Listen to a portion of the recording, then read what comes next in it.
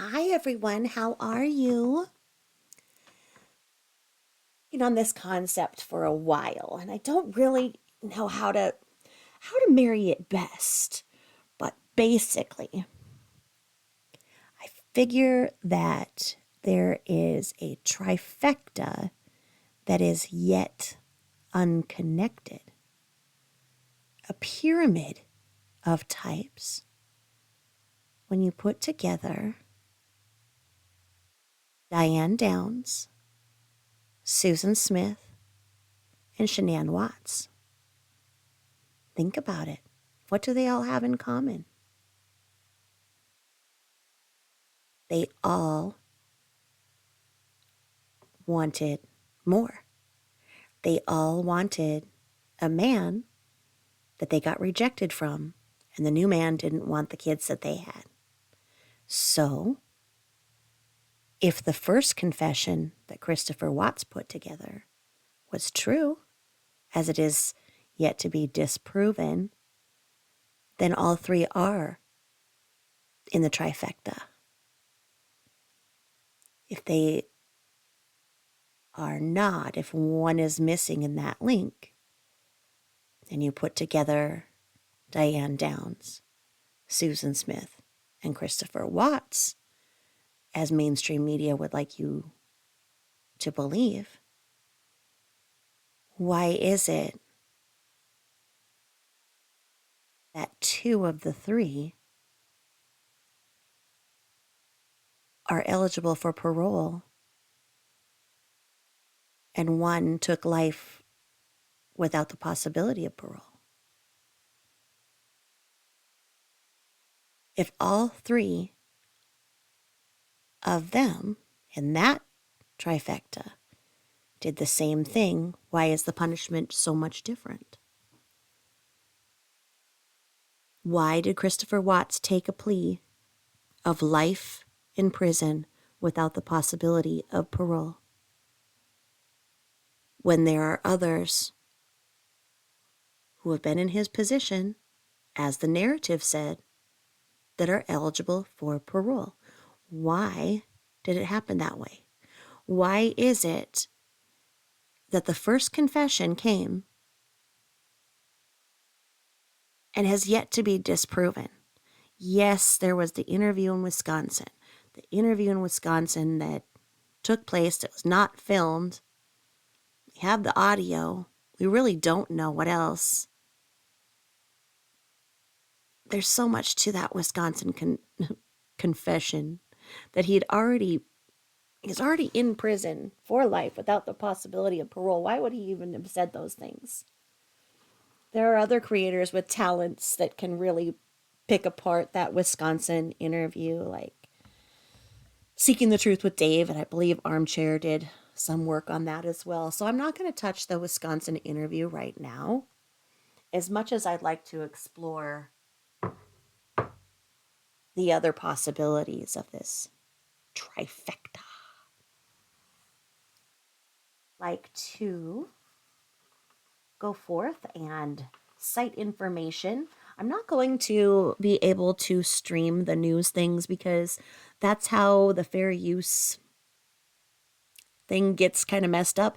And if I do it and I do it wrong, then the whole video is taken down. So because I'm still kind of a lame new creator, I'm not going to, but I will bring up the images so that it'll bring it back together in our minds. And I'd like to do this under fair use.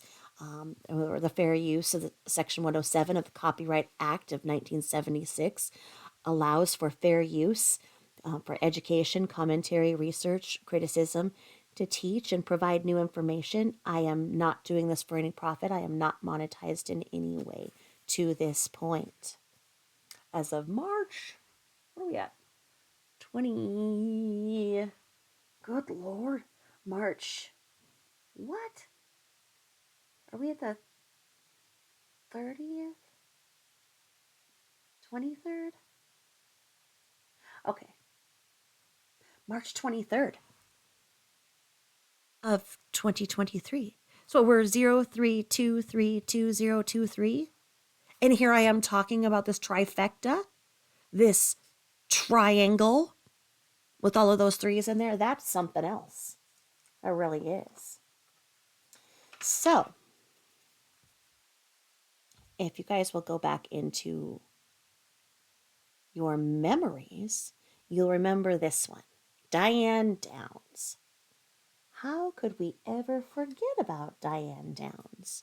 Check out how she looks now. She was so youthful here. She's always had somewhat of a mustache, but you know, in the 90s, we had those mustaches. We really couldn't do much about them. Um, I used to just bleach mine. But you know, if you're behind bars, you can't bleach, you can't wax, you can't tweeze. Well, Diane Downs. Okay. Some of you are young enough, old enough to not know about Diane Downs. Look at Oprah's hair back then. Oh, then it starts playing. Stop it. Stop it. Um, okay, so right there. So Anne Rule did a book on Diane Downs. It was really cool. And they had this interview with Anne Rule and Diane Downs on the Oprah show if you ever get a chance to look at it. There we go. That's Diane Downs and her kids right there. Restricted crime scene. Let's see. There we go. There we go. There's her girls right there. Her boy. Let me see if I can stop it right on there for the purpose of this discussion. Okay, stop. Stop. We'll go right to... It's not going to work. Just remember when... Okay. So... The gun was never found. Let's go back up here. Well, there she is when she was mad. So when Diana get mad, she'd give that face, right? But then when Diane was in her regular mood, she was just like that, and that's when she's walking with the female cop. If you have ever seen the movie, it was done, Farrah Fawcett played Diane Downs. It's a really good movie. You should see it. So anywho, what had happened was Diane Downs was driving down the street, and she says that this hairy stranger, she was driving down the road, and this hairy man stopped her, and she had to pull over, and he tried to get the keys from her, and she pretended to throw them, and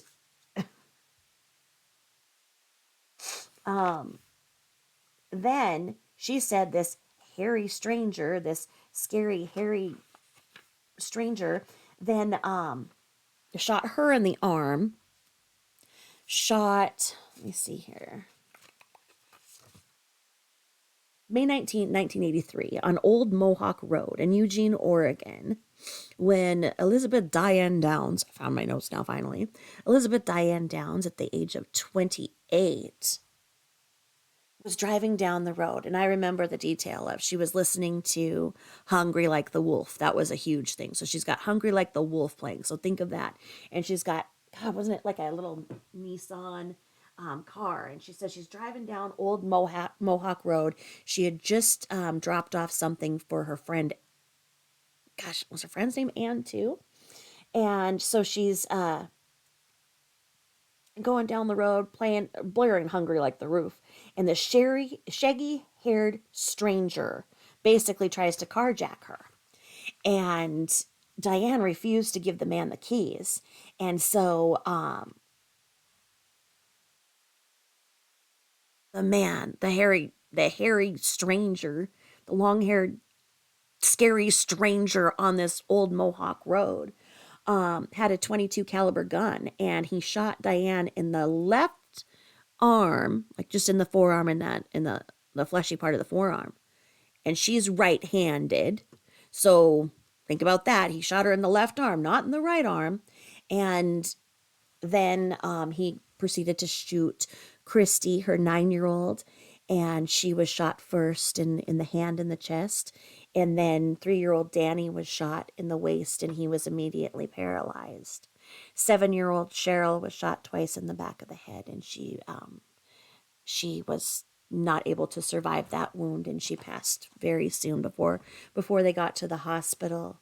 The gun was never found. The stranger was never found. Her own dad said that he doubted her mainly because of the story on the first night, and he's the one who pointed out that she's right-handed and gets shot in the left arm. Isn't that coincidental? So he told the officers right away that, hey, this doesn't add up, and so he told the officers to suspect her that very first night. He says that, but then as the trial went on, and she implicated her father for being abusive to her, etc., etc.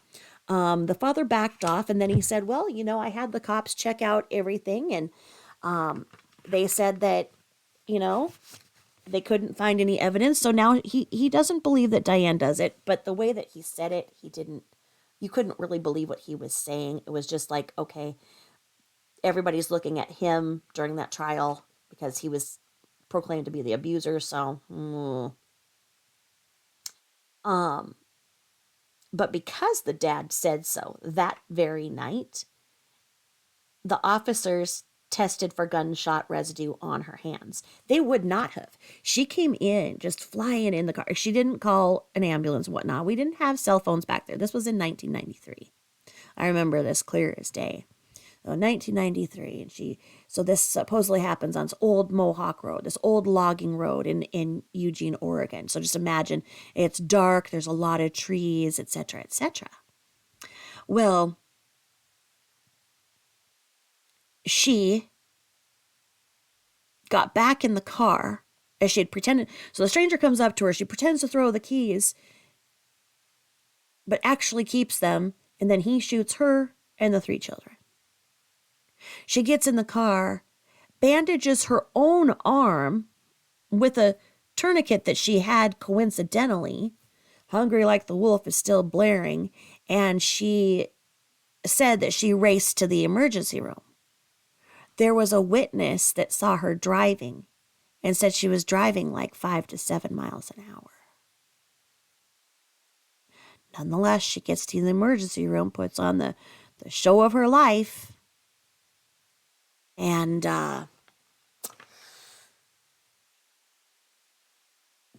well, she's Diane Downs. I mean, she would talk about this sometimes and she would laugh.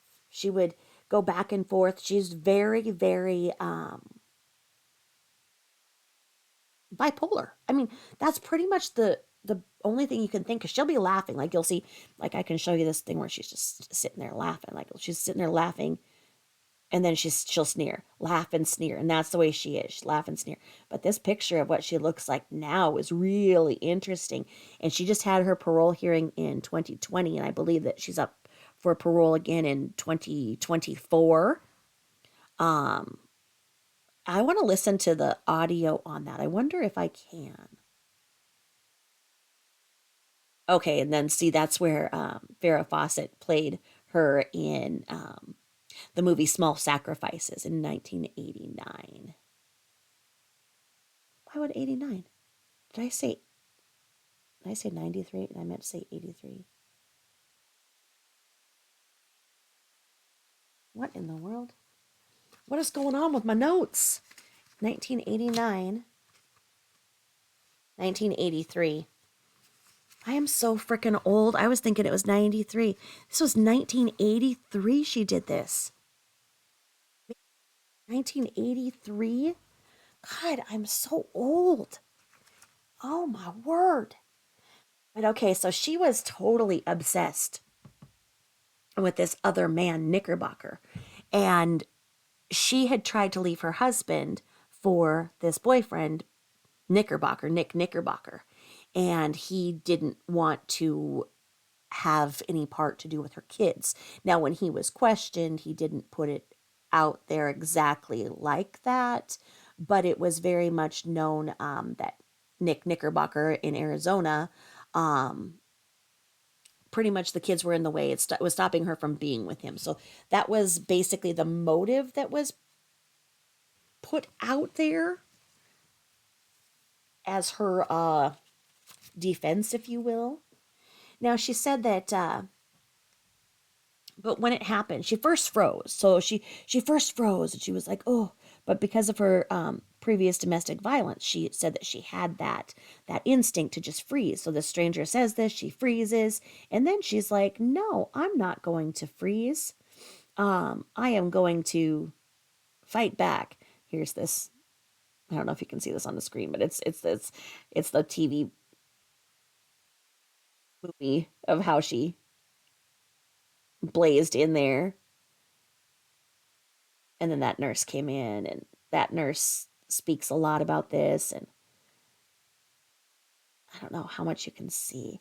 I just don't know if I can get away with this, if I can kind of show this while I'm going. I'm still new with all the rules, you know? But yeah, they all rushed to go and save the kids. And this is from the Small Sacrifices movie. Let's see. And it says here on May 19th of 1983 at approximately 10:48, Diane Downs drives to Mackenzie Willamette Hospital in Springfield, Oregon with. And we know it was the kids. And yeah, this is how she was reported. She was standing there and she was screaming at everybody to do everything.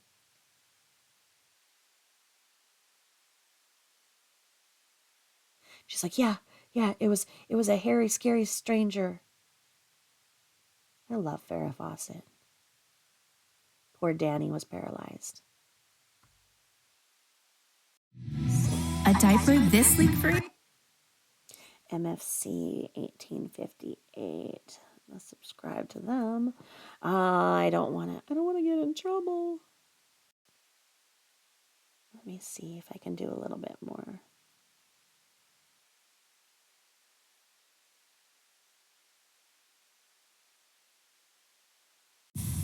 Hey, thanks for helping me out. Of course. You can easily get helpful customer service over the phone. YouTube, movies, and TV. A baby will fall. What? Anyway, let's go back to Diane Downs. Let's just go back to the documentary. There's so many documentaries on her. She's really one of the most interesting people to study. Let me see. Just her look. She was very I mean, you don't see it now because we have a whole different way that we look and dress, but Diane had it back in the day. So she said that, her first instinct was to freeze, and because of her previous domestic violence. And then she thought, no, I'm not going to freeze. I'm not going to do what society says. And then she said the gun hit the tips of her fingers when she threw the keys. So that's how she explained the gunshot residue on her fingers. So I mean it's a brilliant defense. I don't know if that gunshot residue answer was brought up later or in the beginning. I tried to find out when that was, if that was, part of her initial outcry or not. But the way that she behaved in the emergency room was also really suspect to the people who were there.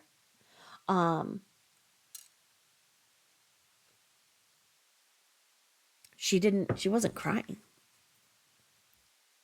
And then let's see, when she's talking, my notes are all messed up. I'm so sorry. I just messed up everything. So when Diane was talking in one of the interviews, one of the things that I saw that was really interesting is she was talking about how she doesn't believe that the kids need a father. She says she doesn't believe that you need a father unless you can find a good one. And otherwise, there's no need for them. She doesn't really see the importance of a man in their life, in the kids' life. And that, I kind of think that was kind of the way that she flexed. She's like, yeah, you don't really need one unless you can find a good one. And so her first, husband she thought was wonderful. And this is what she said. She said, and then she got married to him. And as soon as she married him, he was terrible. But they were together for 8 years. And he wouldn't change no matter what she said or did. And she said that she tried for 3 years. And then she had the unexpected pregnancy. And the pregnancy was very unexpected indeed because her husband had had a vasectomy.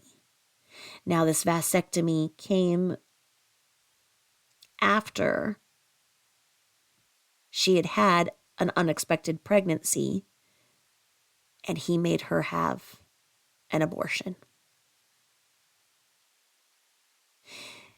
It was after the vasectomy. He didn't go and check and whatever. And so she had the abortion. She felt terrible about having the abortion. And so she conceived. Now, she loved being pregnant. She loved the feeling of being pregnant. She loved the attention she got when she was pregnant. She didn't so much like taking care of the kids, but she loved all of that feeling of somebody being, inside of her. Essentially, well, it sounded disgusting, but you know what I'm talking about when you're pregnant. And what she did was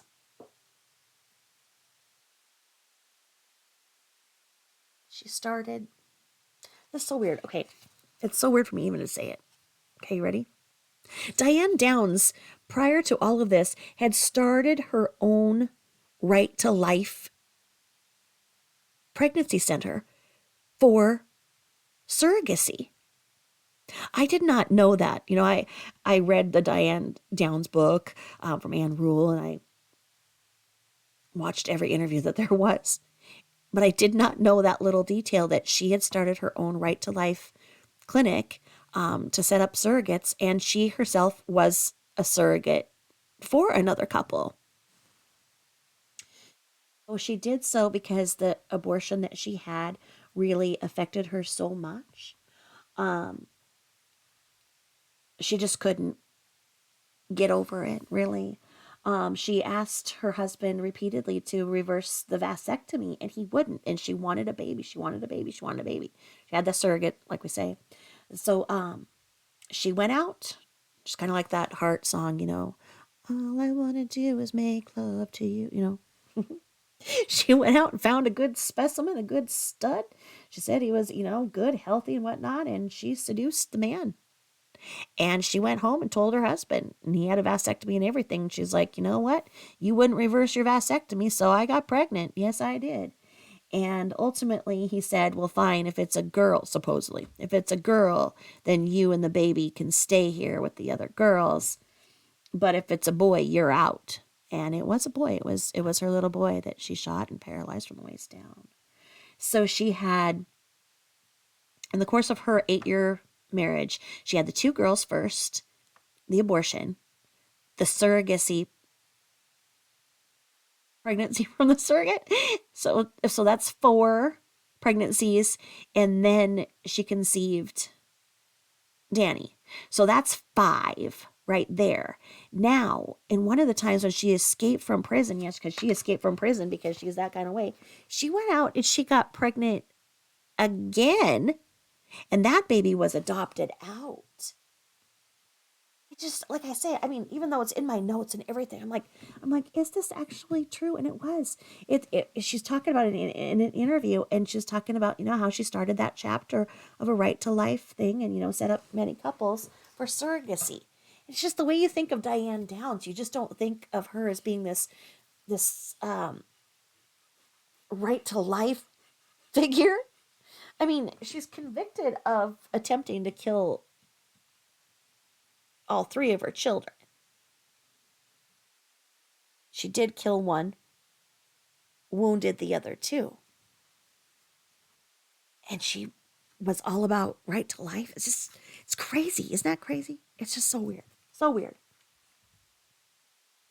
She claims that her husband, they were together for 8 years. And she claims that he was really abusive, and you really don't know. She said that he put a gun to her head to make her marry him, that basically that's the way he proposed. He put a pew pew to her head. And that's the way that they got married. And when she talks about it, she's very complacent, and she has that little look on her face where it's the smirk. So I've seen her talk about that abuse, and her body language just isn't there for it. So I don't know.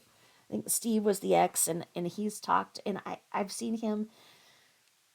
You never know about domestic violence, and obviously something messed her up. But I think that she was wacky before she even met him.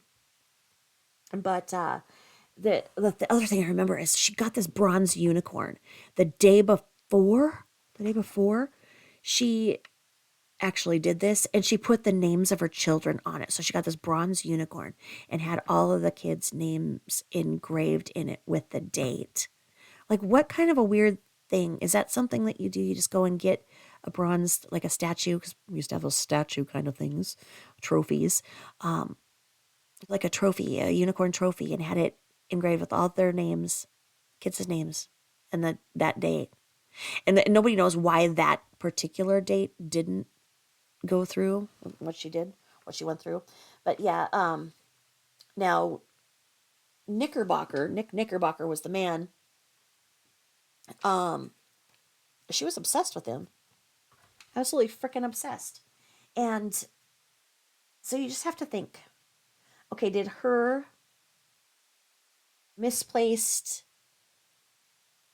rage from being rejected by Nick Knickerbocker make her go and try to unalive the kids? Did she want to go and make more kids with Nick Knickerbocker? Makes you wonder, was she really abused? Was she really an abused woman? Did her ex abuse her like she says? It's really interesting. She is quite the piece of work. So that was 1983. So we have her, okay? Now she went through trial, and she claimed her innocence through the whole thing, and she was found guilty, given life with parole in 20 or 25 years. But she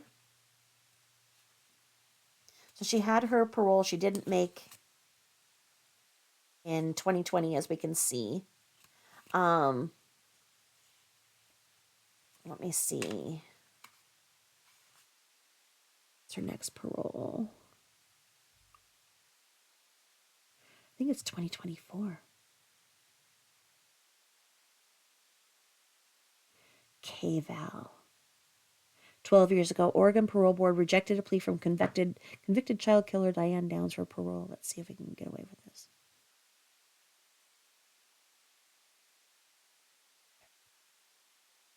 You were convicted of? Look at her. Absolutely. I didn't commit them, and I still maintain my innocence. The night you took your children to the hospital in Springfield, will you describe the events of that evening? Yes. My kids and I were sitting at home watching TV. We were watching Helen Keller, the Helen Keller story. What? I received a phone call from someone who said that he wanted me to come pick up some photographs for my boyfriend. Not of my boyfriend, but for my boyfriend, Rick. Rick is a guy that I'd been dating for about 6 weeks, and he claimed to be an FBI agent. Whether or not he was, I don't know. I certainly never called him at work or showed up or made him prove it or show a badge. It didn't matter to me. I wasn't, to me it was just dating. But I received a phone call about 9:15 from someone who said, Okay, so this is kind of her, and where she talks around the subject, doesn't go to the direct question that they're asking her. I needed to come pick some photographs up for Rick. I piled the kids in the car. We went out to go meet this person to pick up the photographs. I stopped by Heather. Wow, I can't remember Heather's last name now. I stopped by Heather's house because I told Heather on the phone a few days earlier that I had a newspaper ad for her, so she had been wanting to buy a horse. Okay, yeah. So then she buckled up the kids at 9:15 at night, because this phone call came in about getting these photographs or whatever. So she goes over to her friend's house. And this was a newspaper ad that would allow her to adopt a horse. So I had told her that I had a newspaper clipping for her that I found at work. So again, I'd like to use this KVAL. I'll even subscribe to him maybe. I'll subscribe to KVAL and use this under the Fair Use and Copyright Act. So as long as we were going out to meet this guy to pick up photographs, we went by Heather's house. Heather said, I already got a horse just the other day. So we went to see the horse. We got back in the car. We left. I went to meet this guy. Somebody in the road flagged us down. She saw the horse in the dark because she said this was 9:15. That's an interesting concept. I don't think that I had heard this detail about the horse. I thought that it was just newspaper clipping. I had never heard this part about the horse, and I don't see how going and seeing a horse with your kids at 9:15 would work out, but you know. I stopped and got out of my car, and he said something to the effect of, I want your car. And I laughed at him. And I said, you gotta be kidding. Because in my mind, those kinds of... Okay, so imagine this. You're in the middle of Oregon is extremely wooded. There's old growth trees that are, 6 feet in diameter. I'm not kidding. Huge old growth trees. And so these old logging roads are very dark at night. The only thing you can see is your headlights. Where the headlights are, you're not going to stop for anything, okay? So we're supposed to believe that she's in the middle of Oregon. Eugene is, mid-Oregon, and she's on an old logging road at night with her 3 children. We're supposed to believe that this scary man comes out and she stops for him. That's the first thing that would be like, you'd going, you just put the pedal to the metal if something runs out at you. But anyway, we're supposed to believe this happened.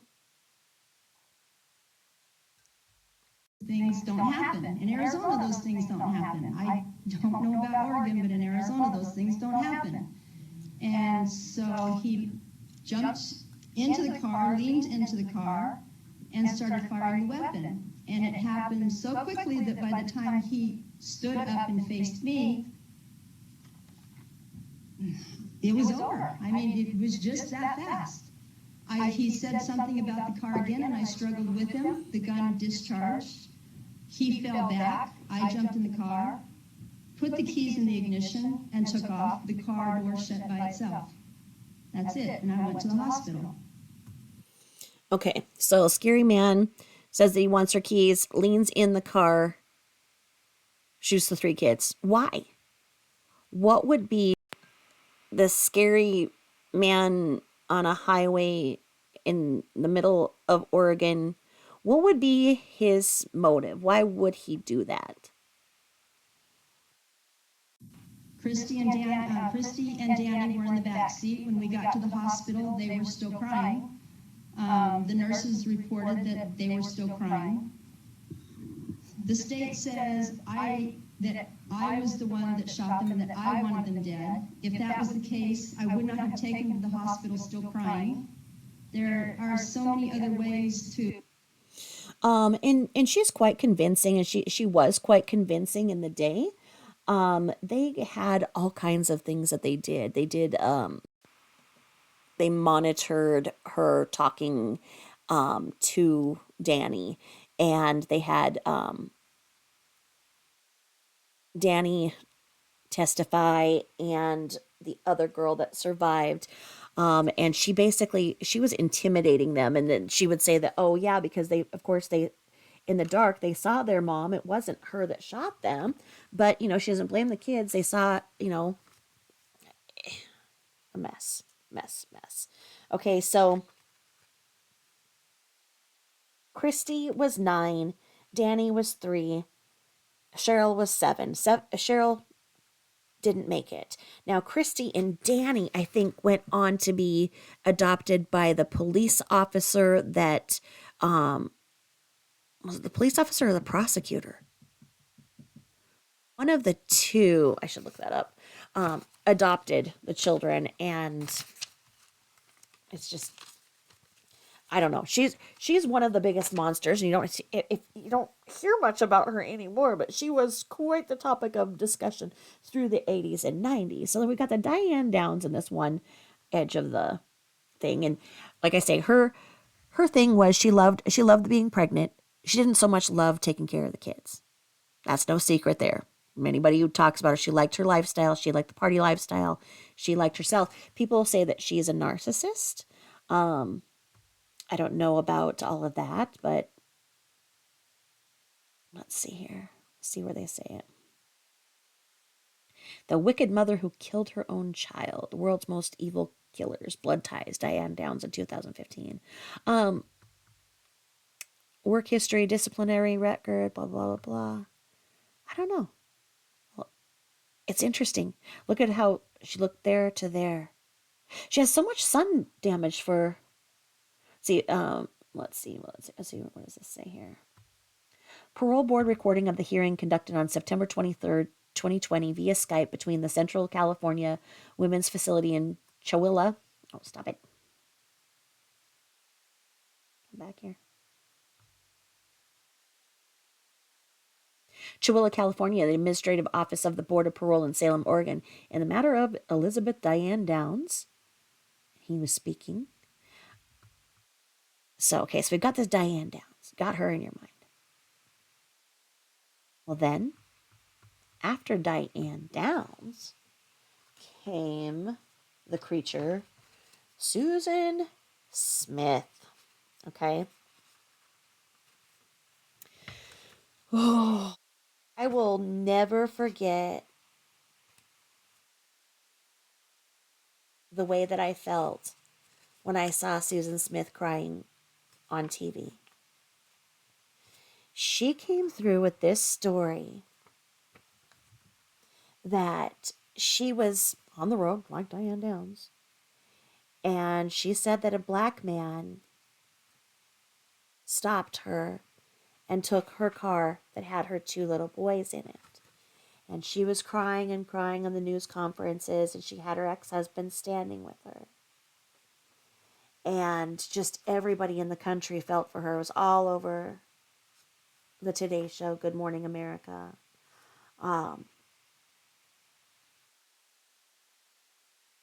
She, and I mean, I'll pull her up in a minute, but literally, she was picture perfect too. She had Michael, who was 3, and Alexander, who was 14 months old, and those two little boys. I mean, can't you just picture them right now? I can just. It's hard for me to talk about what she did.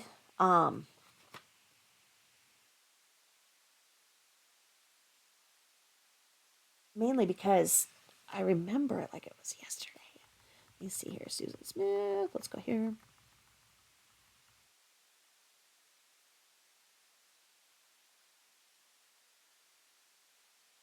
Let's go Susan Smith. There we go. Look at how different she looks now. Look at her.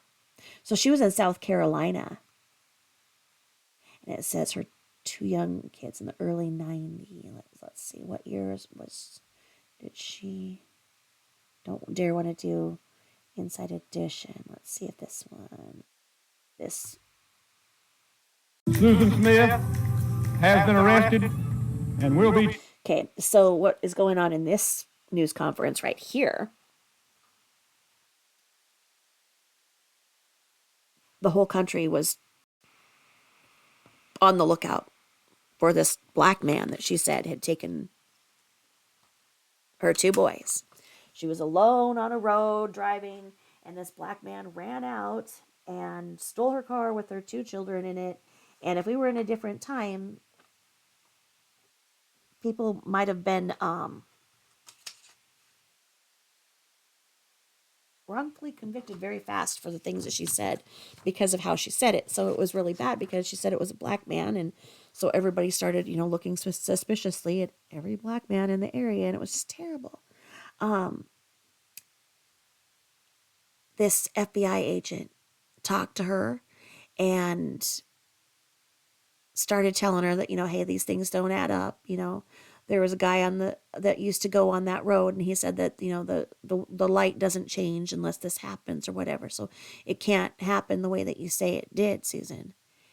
And ultimately she confessed that she, trigger warning, I hate talking about this. This one really bothered me. She just had him in their car seats, and it accelerated the car, so it went into the water off the dock.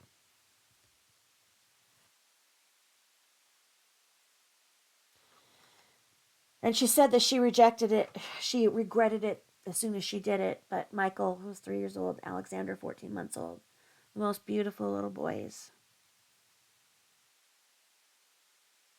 died in their car seats.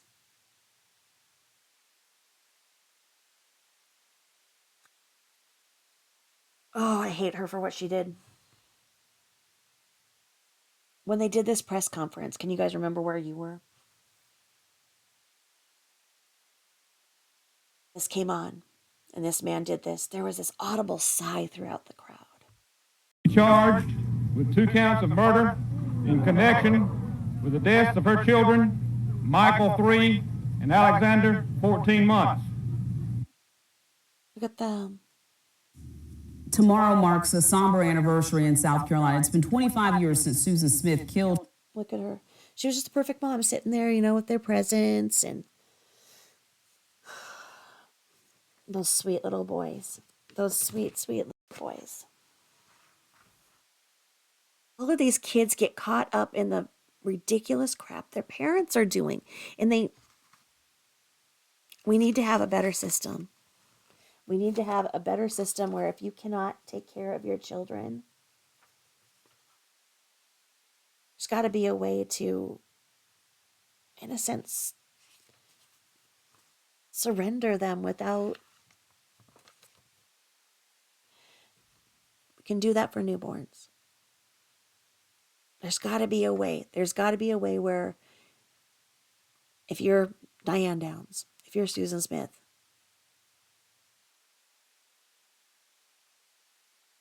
if you are either Watts, got to be a way where you can call a number and say you can't take care of your kids anymore. And that's that. And be able to put them into the system without fear of prosecution. There's got to be a way. There are so many people who would have adopted those boys.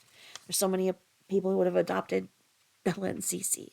There's so many people who would have adopted Diane Downs, all 3 of her children. I don't know why people do this. And what was said about her is she had recently gotten divorced, and she fell in love with this man named Tom Findlay. And Tom Findlay did not want children. He was a wealthy older guy, and she was totally enamored with him. And he said, sure, sure, Susan, we can get together, but I don't want the kids. The kids aren't part of this.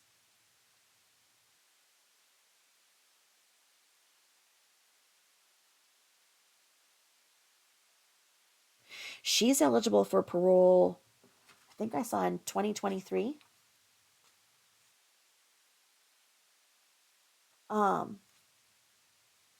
Which would make sense. So she did this in 1994. So Diane Downs did the unthinkable in 1983. Suzanne Smith did this in 1994. Oh, here it says, okay, so she has life with possibility of parole in 2024. That's where she has her. So that's that. Diane Downs' next parole will be 2025. So Diane Downs got 50 years with a possibility of parole. Her next parole will be 2 years, yeah, and then 2024 and 2020. Diane Downs' parole in 2025. Her 2 young sons by strapping them inside her car and rolling it into John D. Long Lake in Union County. Now, that night, she told police that a black man carjacked her and her vehicle with her sons still inside. As you heard, 3-year-old Michael and 1-year-old Alex. After 9 days, though, Susan Smith finally confessed, saying she did it herself. Smith is now serving a life sentence at Leith Correctional. Look at her. Look at her. Everybody would say that she's picture perfect, that she's such a good mom because they see her right there sitting down with the kids and gifts and everything, right?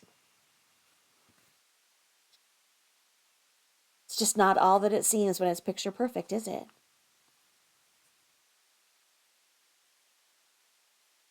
Now, when I looked into Susan Smith,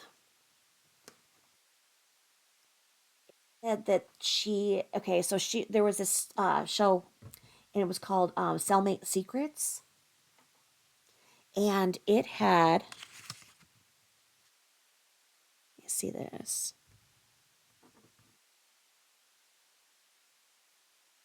WLTV, so I can make sure I do this here, right? It said, okay, so it was called Cellmate Secrets. It was season 1, episode 5 on Lifetime, and there was this other chick named Christy Smith, not related to Susan Smith, but this Christy Smith was in and out of prison off and on from 2001 to 2019. And when she would go in, she would buddy up with Susan Smith. She said that Susan Smith was pretty much the queen of the commissary, that she's got this very anal retentive personality. And so she basically runs the commissary.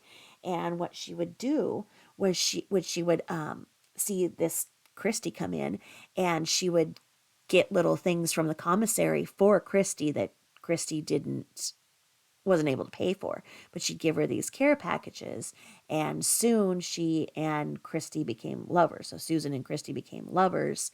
But she said that Susan would go from that, being a lover, being very, very nice and kind to her and protective in one moment, and then she'd go into a psychotic rage, and she would be talking to the kids like they're there. She'd be talking to, she'd be just looking right there and thinking that the kids are right there, the boys are right there. She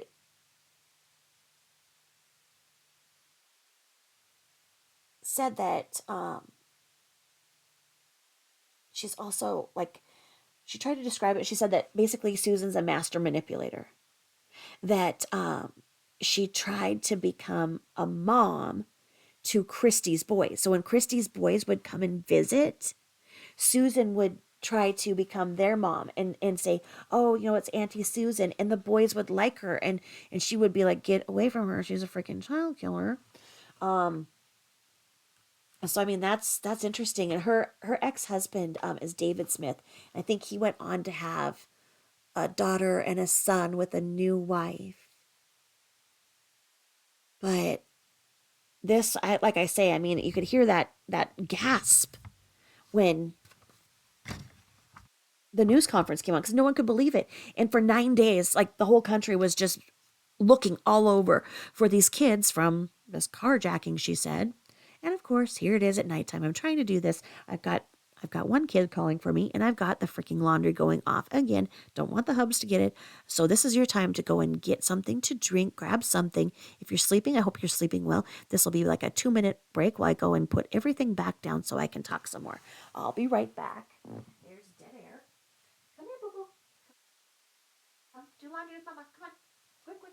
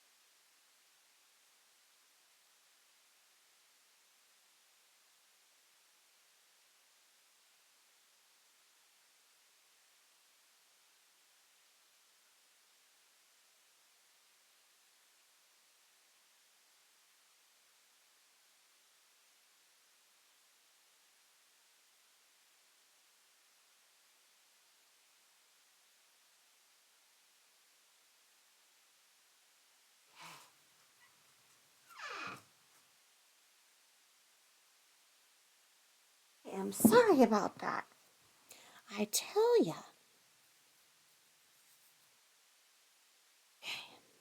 I was trying to go live last night and there was just no way. My kids get all kinds of wild at night. One gets home from work, the other starts chatting, having a little party. And I said, Mom, where's this?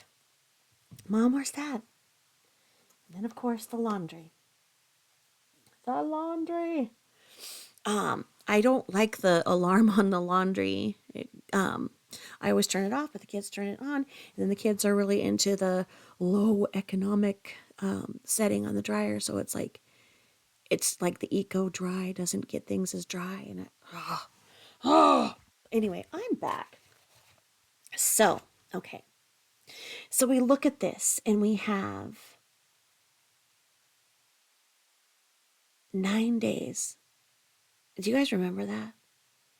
9 days of looking all over for these boys that she said had been carjacked.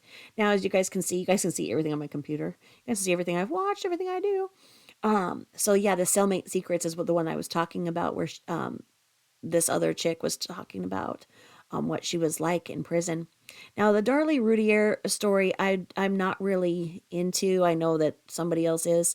The Lindsay Clancy, I am working on that story. Andrea Yates is not in this pile. To put her in this pile is something completely different because she's got out of control schizophrenia. There's something. Andrea Yates is just it's just not in the same fruit basket, if you will, as these two, which I believe three. I believe that you can see the trifecta between Shannan Watts, Susan Smith, and Diane Downs. They all three looked picture perfect. Everybody thought they were the perfect mom. Everybody saw them keeping their kids clean, happy. Look at Susan Smith here. But the truth was much different. The truth and the facts were much different than what you see. And that, I believe, is the problem, because when you see something, it's hard to talk to your brain. It's hard to talk your brain out of what you see. How can you see everything and think anything different than what you see? That's why we can't get it through our head that this could have been what Shannan Watts did. We can't wrap our minds around the fact that she, who looks so vibrant and perfect and happy and giddy all of the time, was actually doing all of the things that she was doing. We've seen her do this. We've seen her do that. We've seen it.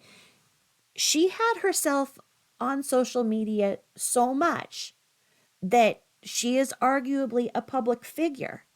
And as such, she is subjected to criticism, review, opinions, if you will. So Susan wanted Tom Finley. Diane Downs wanted Nick Knickerbocker. Shannan wanted the other Chris. She was tired. She, like in the Emotional Vampires we talked about, Shannan craved that lifestyle. She loved being in the spotlight. She was incapable of doing the boring things. When life's regular things needed to happen, she could not be content in the boredom. Most of us can look back and remember when we felt times of being overwhelmed, when the kids are little and, you're just shocked at how much laundry they create, and, they're up, or when they would go through having the flu and you'd just be exhausted and you're just like, one of these days, I'm going to miss this.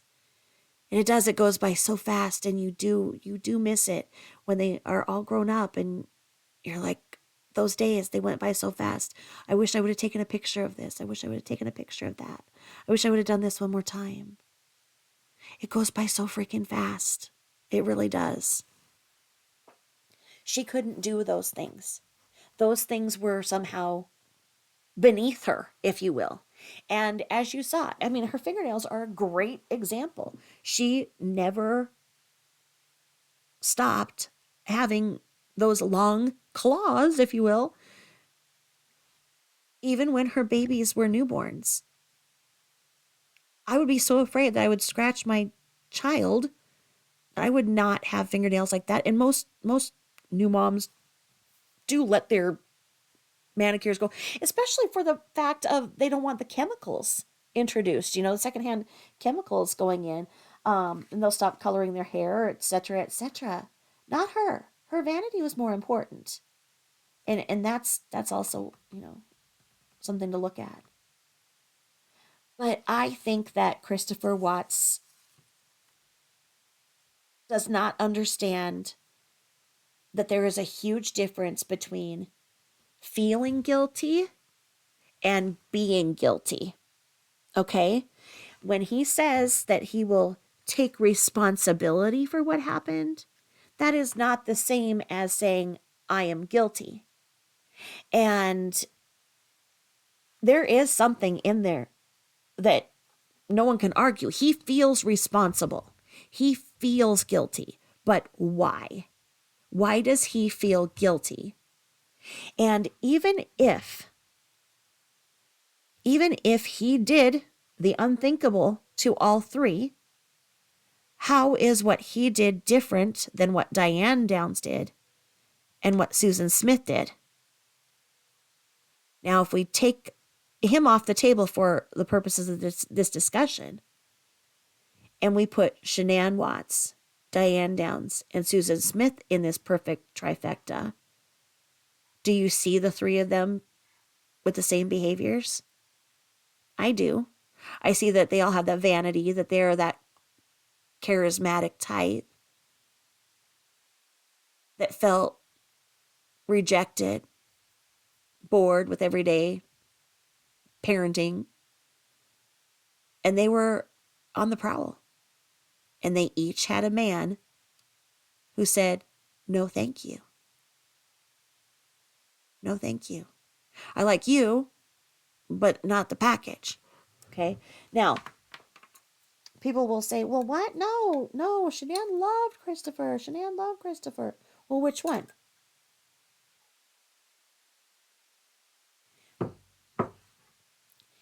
If I was out of town with another man wearing sexy dresses, saying that this leopard dress never fails, and I have all these pictures of me with another man while I left my husband at home to carry out all of the rules that I had put in place so that he's not even allowed to think on his own or be a parent on his own, that he's just basically another employee, the way she treated him.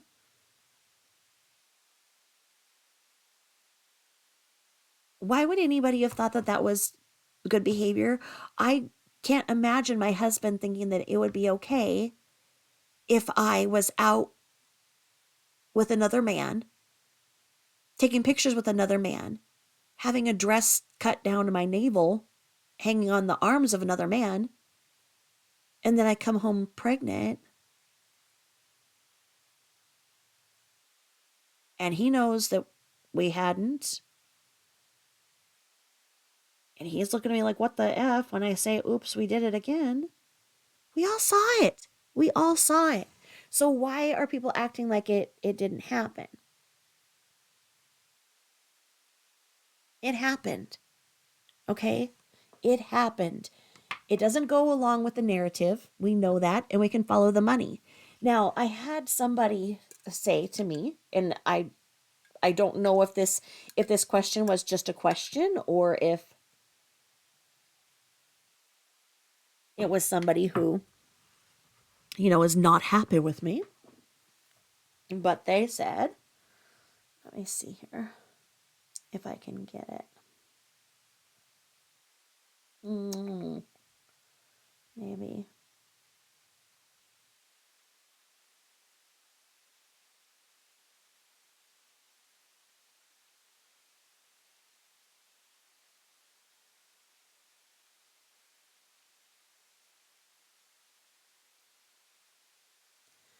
Where did she put?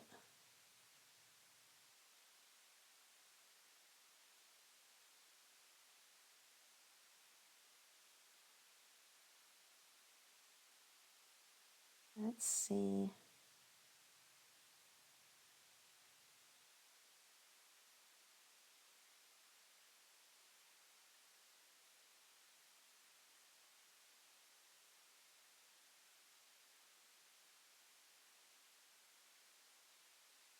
Where did she put it?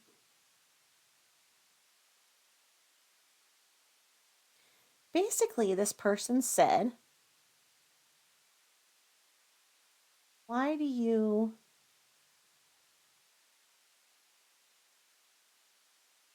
She said something like, I can't find it. Okay, I'm sorry. So she said something like, why do you continue to pick on the couple of women that are not perfect victims instead of the men that continue to abuse, blah, blah, blah, blah, blah, blah. Well, I think that there are how many channels that focus on all of the terrible things that men do. Okay, let's say that. I feel that it is important to show that domestic violence is under an umbrella of different forms of abuse. Domestic means that you are in a living situation. When people think of domestic violence, they think of physical violence. And arguably, men have the edge on that just because men are stronger. And I know people are going to be like, no, I know this one. Well, let's just say, okay, they're stronger. They're going to be able to get the advantage. Men may be further along in the domestic violence in the physical arena. But as far as the psychological, the verbal, the financial abuse, and within that, is the control, the manipulation, that goes both ways. And men are embarrassed to say that it is happening to them. And it has been my experience that I have seen over and again when men do try to explain what has happened to them, they are re-victimized by the court. The judges will not hear it. It is time that people accept that abuse happens to both men and women. Is my channel focused on that? No, I don't intend to just do that. And then it's like, well, why am I talking about this? Well, there are so many channels out there every single day that continue to push a narrative that Shannan Watts was perfect and perfect and perfect, and that Christopher Watts was this monster and that he did this. And until and if that ever stops to the degree that it's out there, it is important for other people to show the truth and the facts that are not out there selling headlines. And you go, well, who's buying what? Her parents are able to continue to license pictures to sell to the media outlets, and the media can only sell the pictures if they have the narrative out there that they do. So if you follow the money is still important to some people in this case. I don't understand why, because money can never undo what is done. Only the truth can do that. I feel that it's important that it does so. Now, when I see something on another creator's page that is untrue, I often wonder why the creator does not correct the misconception and just leaves it. I see that things are left up for months at a time. Now, I've seen a couple of comments that I, didn't see for a while, and I've gotten to them. But today, I saw a comment, and it's on the famous video, where Bella was saying, I want the oil. I want the oil. You know, because she couldn't say the oil, so you could tell that Shannan was trying to make that commercial. We've talked about it ad nauseum, but she's saying, I want the oil. And I went into great detail of why that was. It was that Shanann was also selling essential oils, among other things. So she was selling many different things from multiple MLMs. She'd been selling them since she was a teenager. She sold Amway with her father. She sold Young Living. She sold LuLaRoe. She sold The Lashes. She sold Usborne Books. She sold Thrive, as we all know, and a couple more things. 31 bags, Origami Owl, all of them. She sold them all. So when people were like, oh no, you know, she was a victim of this and it victimized her and that ruined her. No. She globbed onto the Thrive because it was the one that allowed her to go out of town and have that party lifestyle that she missed so much. She was at her best. She was electric. She was on fire when she was the queen of the dirty South.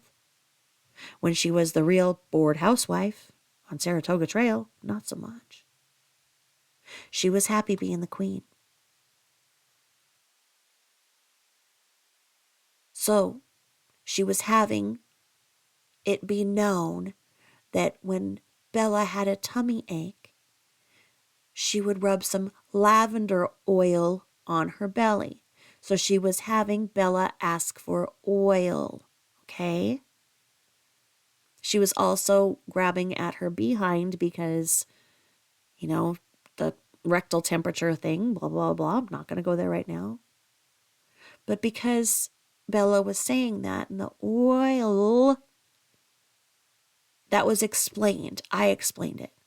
But as I just saw something come up from another creator's thread, there are people in there and they're saying, well, yeah, it's a psyop because why else would Bella have said oil? Because it's like they knew this was a psyop. Inferring that Bella must have been a crisis actress and heard them talking about oil.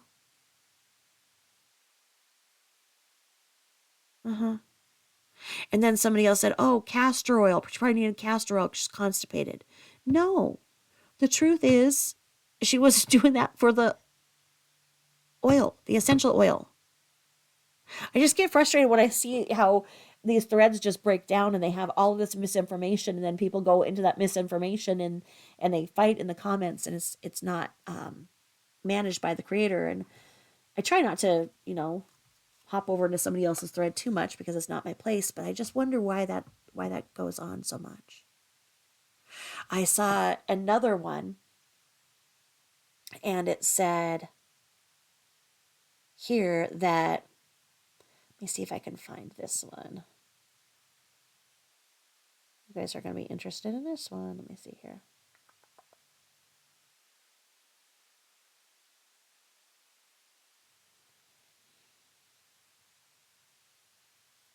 Got to, there we go.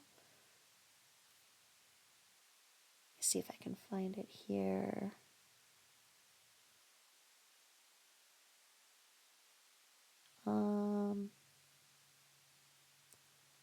Let's see. Is it here?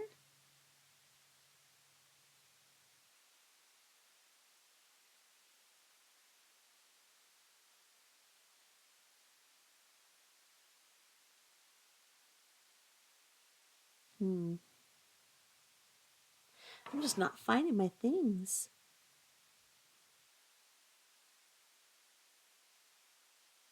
Sorry, I'm so disorganized tonight, guys.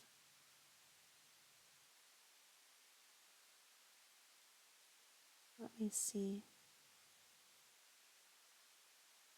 Huh. I can't find it, darn it.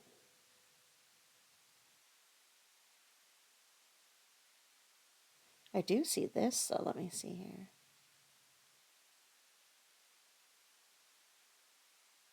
I get it? Nope. Darn it. I don't know. I know that you guys see them too. You see the crazy, crazy things that people write. And I try to be open-minded, but my God.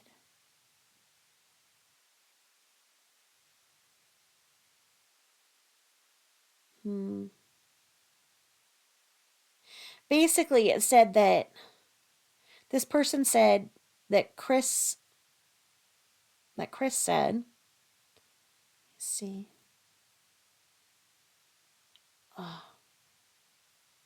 They said that Chris said, I told her not to hit my kids. And they said, yeah, he was talking about Nikki. No, Nicole Kissinger never met the girls. So no, he was not talking about Nicole Kissinger if and when he said, I told her to stop hitting my kids. But I saw that on another creator's thing too, and they just let it go. And it's like, no, I just want the facts and the truth to be out there as they are. I mean, yeah, we don't know what happened that night, but we do know a lot of what happened, and it's factual that she never met the girls. So why and when would Nicole Kissinger have had time to hit the girls?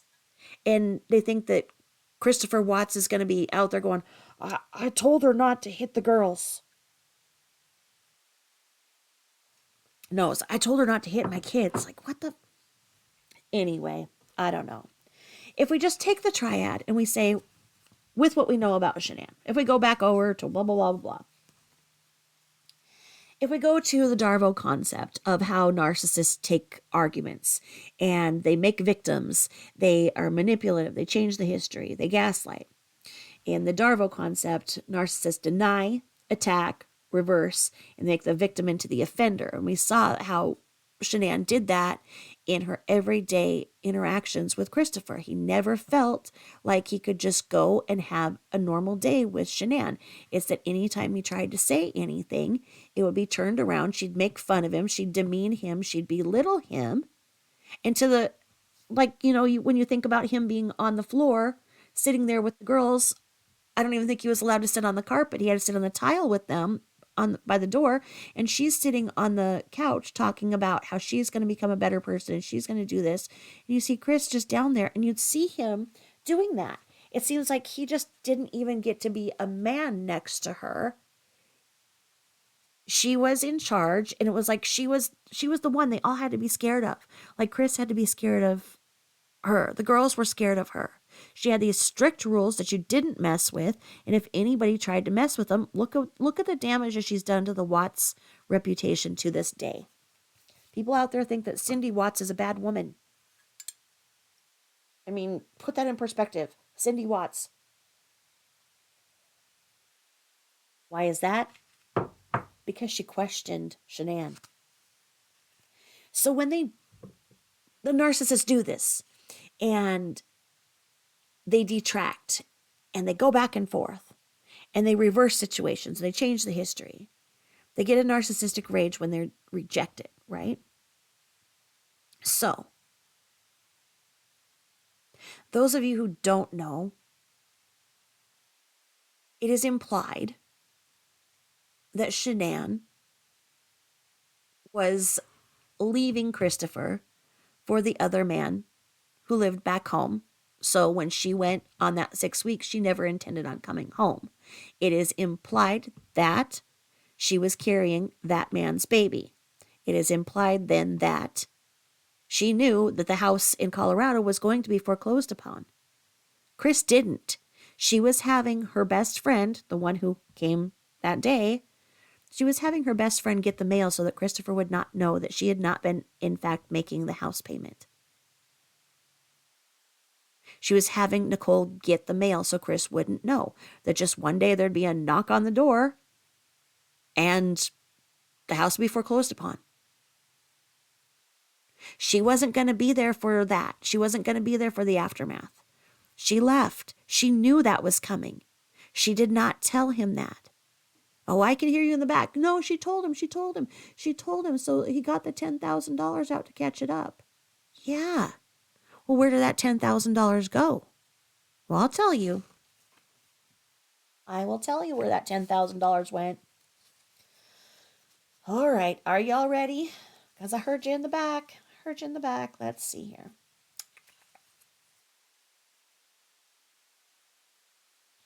Let me see. Okay. All right, here goes.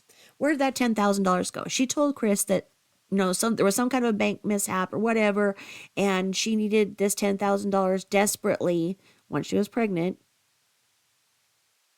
She needed this $10,000 desperately to get the house payment paid back in current. Okay. So he thought that, okay, so he got the $10,000 out of his retirement fund from work.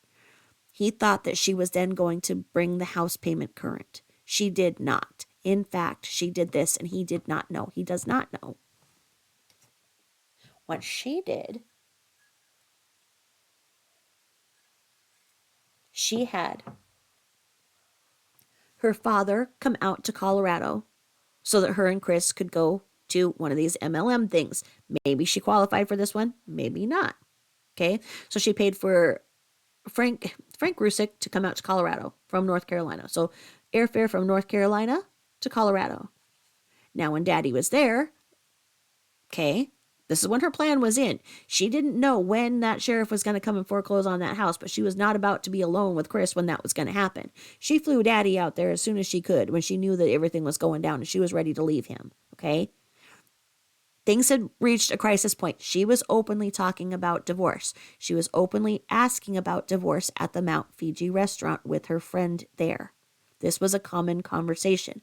When she went out to North Carolina, people were talking about it, just like her mother's coworker who was interviewed, and it was common knowledge that Shannan had left Chris and she was in North Carolina with the girls.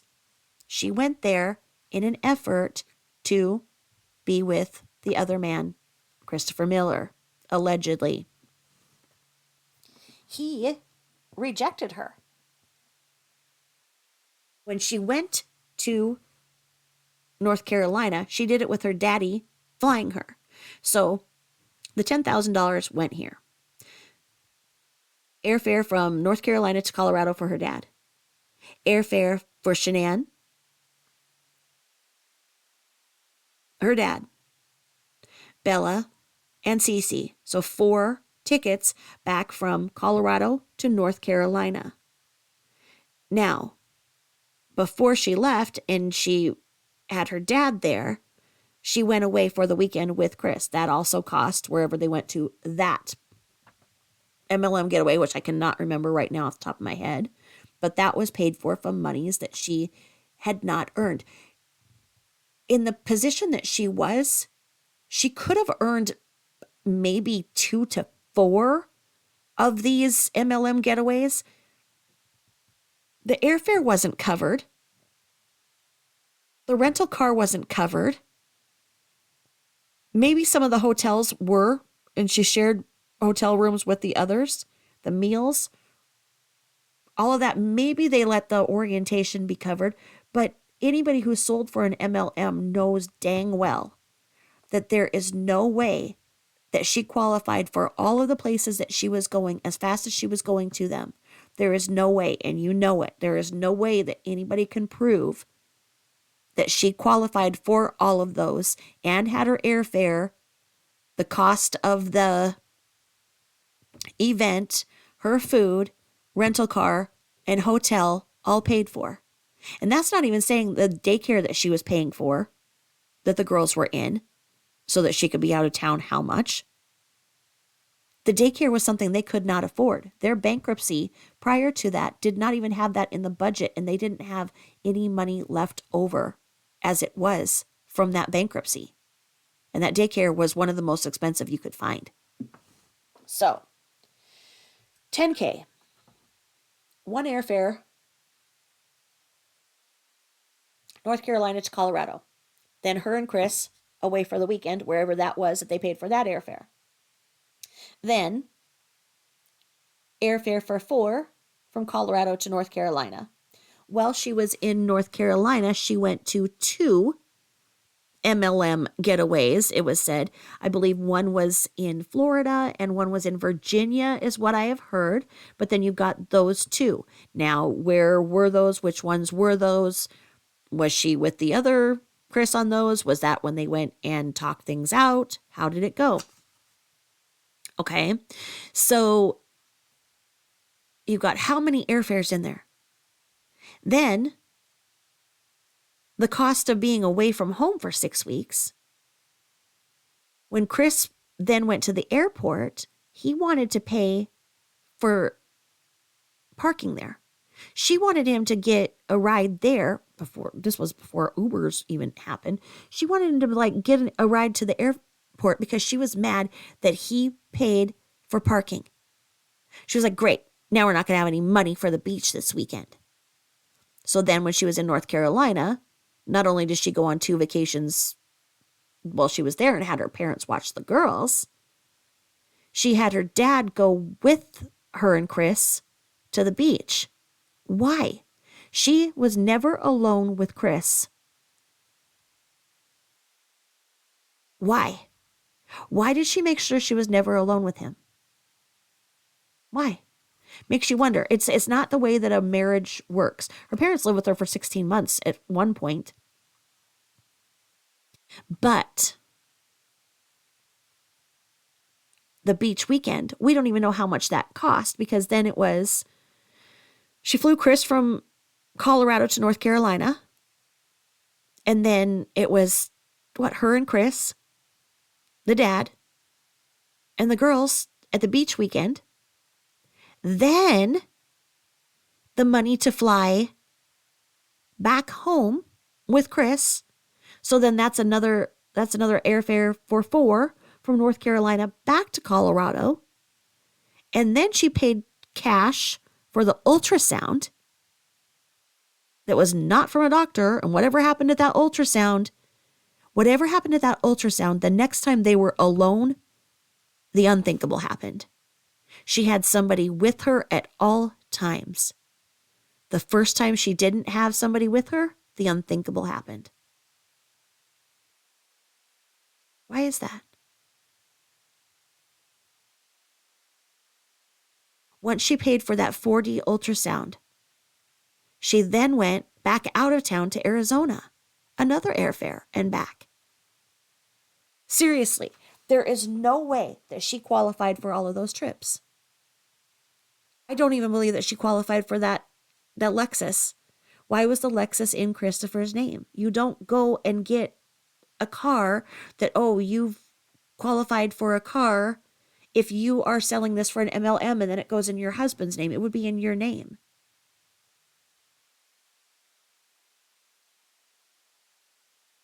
The way that this was actually going. Have you ever played pull tabs?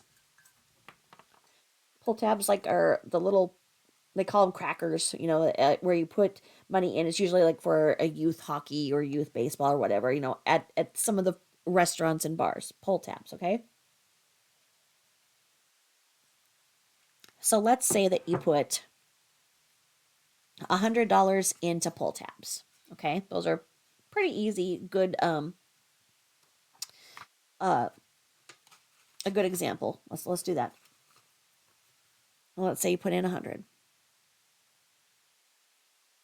Go in here. Let me see. I'll write it down. Okay, so let's say that you put in 100. And they're $2 each, so that buys you 50. Okay? Well, and let's say you win $40. Wow, you won $40, right? Wow. But you put in 100. So you lost 60, but you won 40, right? That's what she was doing with the MLMs, okay? So she was putting in this much because she had to rank up, which meant that because she signed up herself, she signed up Chris, she signed up her parents, she signed up probably her brother, she signed up his parents. So all of them would have had to have sold the minimum amount per month so that she would rank up, okay? So let's say that, kind of like the pull tabs, let's say that they only sold $40. And maybe that's what they bought, just so they'd buy enough product for themselves to make her happy, right? Well, then she'd have to cover that $60 for each of them to have them rank up so that then she could keep her rank. But we weren't talking about $100 here. We're talking about thousands of dollars. But she would have to essentially buy product from all of them that was then sent to her. And then she'd say, oh, yeah, because then I'll go and sell that. I'll go and sell that to people and make samples out of it, blah, blah, blah. That's how she had $25,000 of product in the basement. Okay? So each month she's having to do that. Now, does that make her qualify for this vacation? Sure. Does it make her rank at that? Does that give her her car allowance? Does that give her her commission? Yeah, because Chris said that, it was the best day on that 20 or 21st when she got her commission. Just like the pull tabs. If she put 100 in, 140, you won $40, you won, you're out 60. Same thing, just in that very basic number. Just do that in your head. So say she put in 1,000 and won $400. Let's say that $400 is that commission. She's still losing that 600. Okay? Now, is that 600 all lost because it's in product? No, you have that product and you can resell it. There's no way you can resell it at the rate in which you need to keep there. As I said, for all of us who have ever dabbled in MLMs, you know that there's like once a year, there's a big old get together, like the Jubilee for Tupperware, once a year, some twice a year. And you have to pay for those things. You have to pay to be able to go there, to attend there. You have to pay to be able to go to this event at that time. You have to pay to go to this. You have to pay to go to that. We know these things. But she said she wasn't telling the truth. There's very little truth in what was being said in this big illusion. So when you think about the Diane Downs and how she was as a mom, and the Susan Smith, and then you put Shannan Watts with them too. Okay, they're all moms. They've all got kids. They're all narcissists. Did they all try to take their children's lives when they were rejected by a man? Was it the ultimate rejection? Was it misplaced rage? Was it taking the ultimate control over the man that rejected them?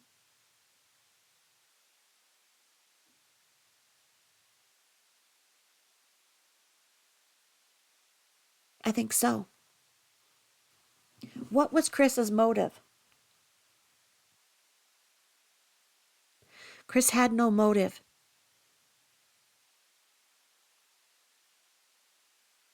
There's no evidence that he did it other than what he said. But if you say what he said, he also said that a demon was making him do it, that a demon was behind him. Is that true?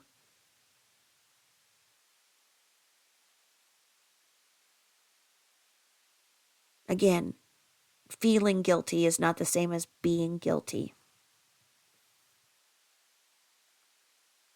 Now, and one of the things, let me see, I think Channel 9 News, I saw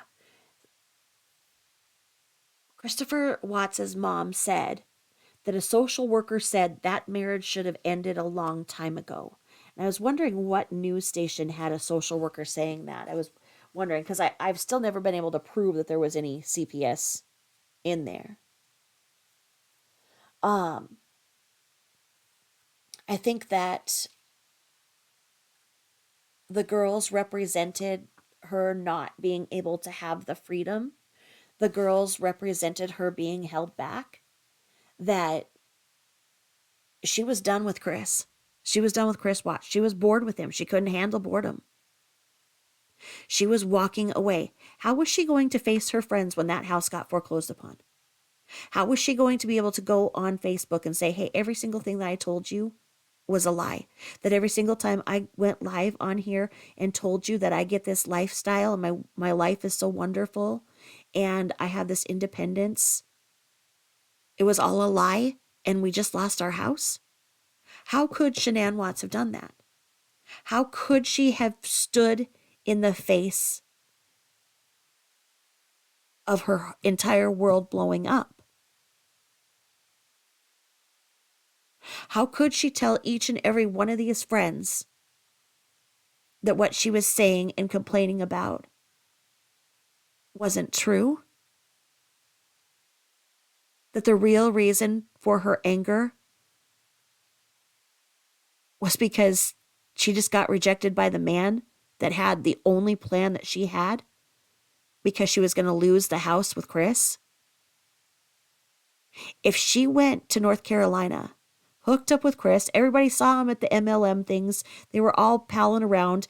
Half of the group was joking around about them being together anyway. She would have just went on and been with him. If Chris was there and Chris didn't have the house any longer, she would have just said he lost it in the divorce. Chris sold the house. She had to hook up with the other Chris in North Carolina. There was no other way. There was no way to continue the way that it was.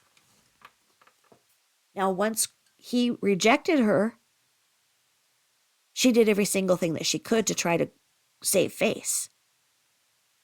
And she called the agent. She called the real estate agent and said they needed to sell the house. But she knew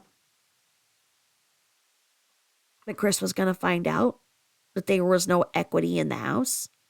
And she didn't want to have a smaller house. She wanted that big dream house. There was no smaller ranch-style house that Shannan was going to live in.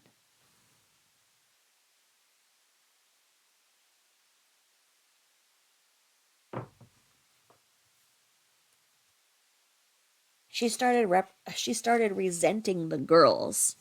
She was not nice to them, and we've seen it. We've seen it over and over.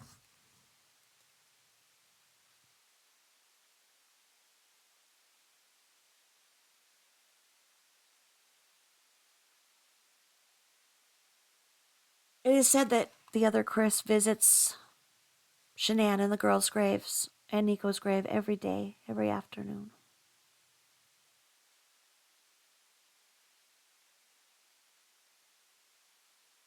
Does he feel guilty?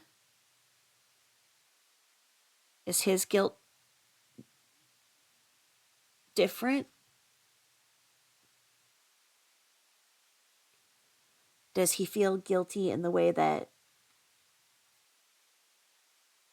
Chris Watts feels guilty? Does he feel that his rejection and their possible affair led to the unthinkable?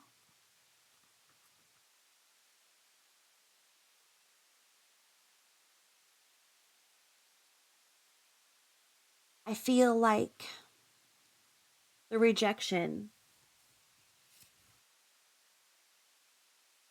that all three women had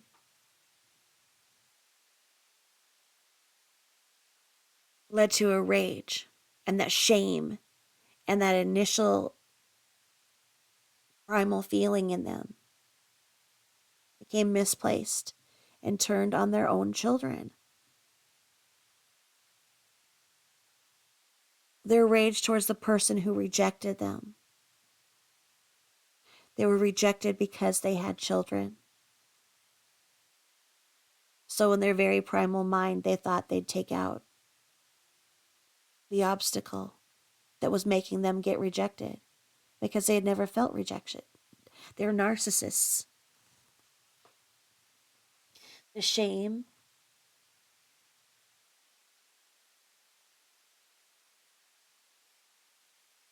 it makes sense.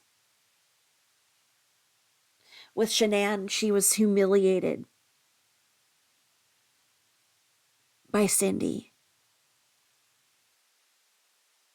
Cindy had asked her the day before Nutgate there was Napgate. Cindy asked her why she was going to stop the girls from having fun, why the girls needed to stop having fun with the cousins they never see. Why do you need to stop them from having fun to put them down for a nap? Why? You can never ask a narcissist why. You don't do it. Any one of us who has ever been under the spell and control of a narcissist knows. You do not ask them why. The rage that develops in their eyes when you dare to question them. You say, why? What are you doing? How dare you? They see themselves as absolute royalty. They are absolutely haughty. You do not ask them. Cindy Watts did.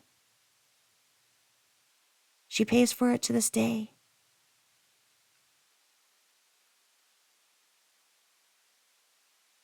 That rage and that rejection, it was internalizing in Shannan. When Shannan was on top of the world at the Dirty South, she could do anything she wanted. She was the hot shot. Hashem loved her. She loved him. She could do no wrong. People thought that she owned the place. In fact, they put her as co-owner in one of the lawsuits. But then there was that large amount of money missing. And they thought she did it. If she didn't do it, what an insult. Her father worked there. Reportedly, her cousin worked there. And they accused her of taking that money. Well, she didn't keep her job there after the accusation. Why is that?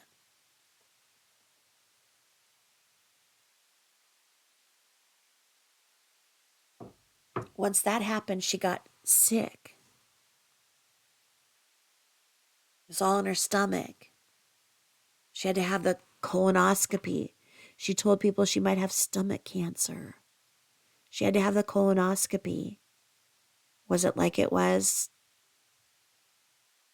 She was in North Carolina, so constipated she hadn't went for 2 weeks, and pregnant.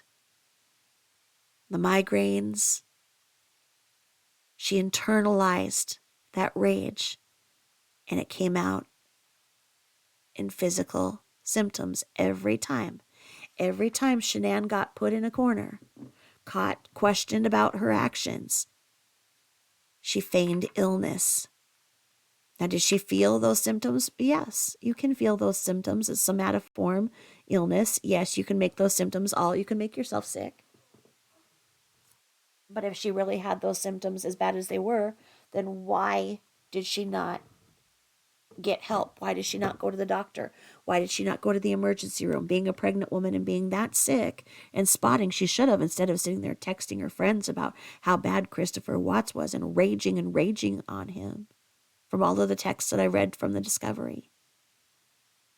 To each one of her friends, she'd just go down the list and complain about Chris, complain about Chris, complain about Chris. When she was accused of the embezzlement, she was sick. When she got rejected in North Carolina, she was sick. Why else would she have been sick? If her and Chris were happy and she just went out to North Carolina and everything was wonderful and she was having a great old time, why would she have had these illnesses and felt so sick? She didn't know that he had anything going on, and she probably never would have. If everything between them was all happy, why was she so miserable? It's because they were separated. And she went out to North Carolina to go back with her parents and be with the other Chris. She walked away from that house. She had no intention of coming back to Colorado. None. She knew he'd find out about the 10,000. Now, when she was gone, she still had Nicole going and getting the mail. I believe that Nicole was just in the habit of getting the mail every day, and that's why when she came over that day after she had dropped her off hours earlier, I believe that she was there just to pick up the mail per usual and noticed that her car was still in the garage. There was something about it that made her realize that Shannan had not left the house. She was over there to get the mail. Shannan's still there. Why is Shannan still there? And that spurned the first 911 call.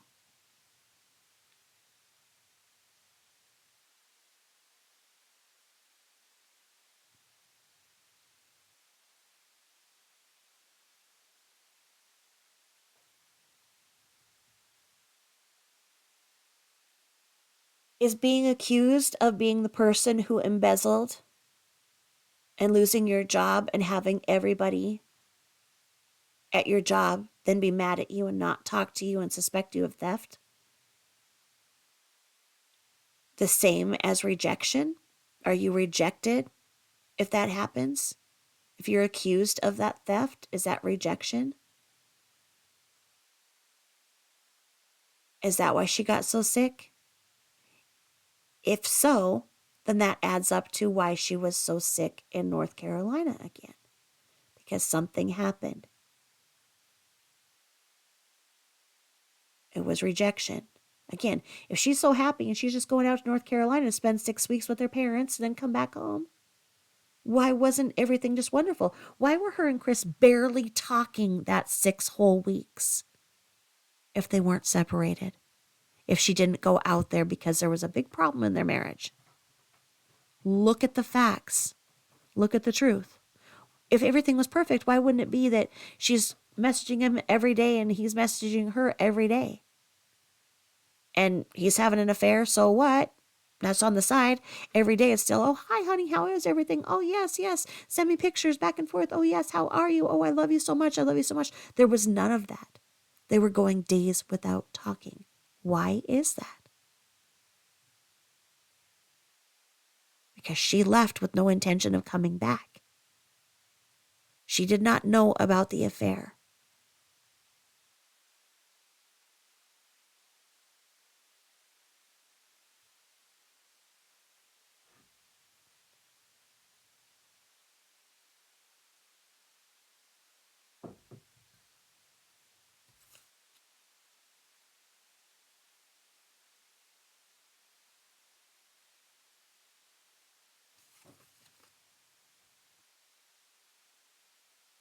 I feel like that misplaced rage from the rejection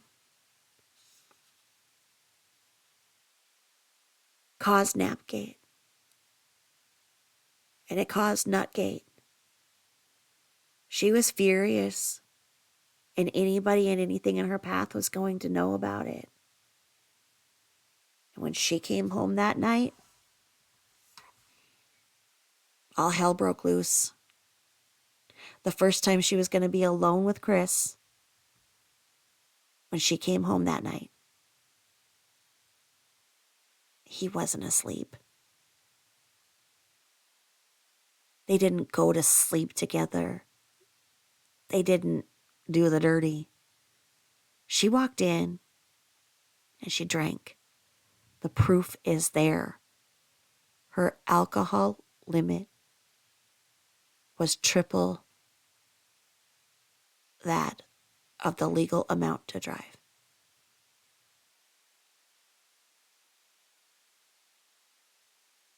She walked in that house. She drank to get the courage. She was either going to end her life, his, or all of their lives. Something went down. She walked in that house. She was ready to fight. If it was from fermentation, why did our tax dollars pay Tamburglar to go and interview person after person that she had dined with in the last decade to ask about her drinking habits. And they knew when her blood alcohol limit came back that high. A pregnant woman with a blood alcohol limit of 3 times that of the normal amount. They had to do damage control. If that got out, that she walked in and she drank, if she was drunk, she was getting courage to go and do something. And what did she do? I believe she unalived the girls. I believe his first confession is true. I believe that it adds up, as Diane Downs did when she was on that road. Brutally shot her 3 children. Brought them to the hospital. I believe that as Susan Smith did on that road, said that there was a black man that came out, did this, carjacked her. That she pushed her 2 little boys off a dock to drown in their car seats. I believe that Shannan Watts walked in that house after she was all jacked up, talking to her friends all weekend, who they sat there and gave her all the courage that she was going to go in there and tell Chris that, tell Chris that. She knew that they didn't know that she had not been making the house payments. She knew that they were going to find out that she was a fraud. It's no different than the embezzlement. The same rage that she had from losing her job when she was once on top. She'd just been knocked down from being on top once again. She didn't care what happened that night. She didn't think she was going to come out that night alive. She could not face her friends with all of the lies. She was dropped off. She had no intention of living to the next day. And she was going to make sure her girls didn't, because she said as much. She said as much. She said she would remove them from his parents' life. That if she couldn't have them, nobody could.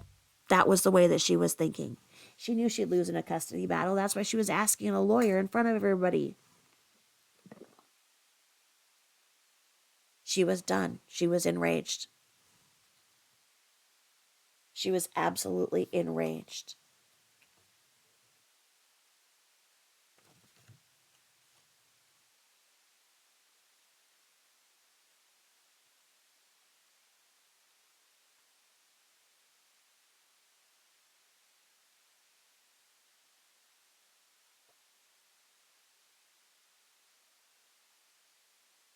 She'd never had to face consequences in her life. She didn't understand how cause and effect worked. In her mind, she got what she wanted. She always won.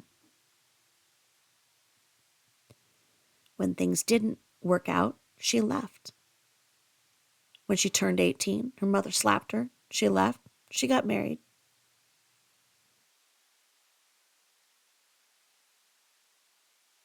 When she started acting the same way that she did before, to her first husband, he asked for marriage counseling. They went to marriage counseling. There were consequences of her actions because of the way that she could not allegedly interact, a give and take.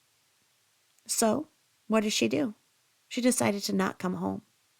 That's how she treated her husband, who was trying to work things out. What does it mean when a wife doesn't come home at night? What is she doing?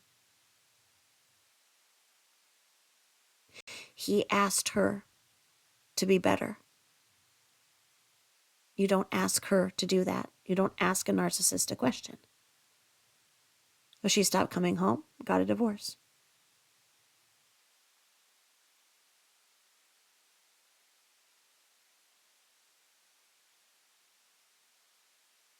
She never had to face consequences. Whatever that large sum of money was missing from the Dirty South, when she played sick, that stopped that momentum of somebody going after her for that money. If she had lupus, oh, come on, who's going to go after? I mean, and especially, if her father worked there and everything. Oh, that poor Shannan, she was so sick, she's got the lupus. She's already been dealt this terrible lot in life. Such a terrible illness, she's so sick. But she didn't have lupus. It was all a lie. She had never had consequences for her actions. Everything was culminating. Her not making the house payment and going on all of these vacations instead were going to end up having a consequence. They were going to lose the house. She couldn't do it. She couldn't teach the girls cause and effect. Putting on that hotel type lock on the front door is a great example. She didn't teach the girls that if they go outside, it's dangerous. They could get hurt. They need to stay inside where they're safe. She said for the garage door, they had to put Bella and Cece in the car and have them in seatbelts before they opened up the garage door or they'd run off. Parents have that problem. You walk with your little ones from the beginning and they understand that there is danger from cars and it's dangerous outside without your parent. Cause and effect. She couldn't get it, so she couldn't teach it.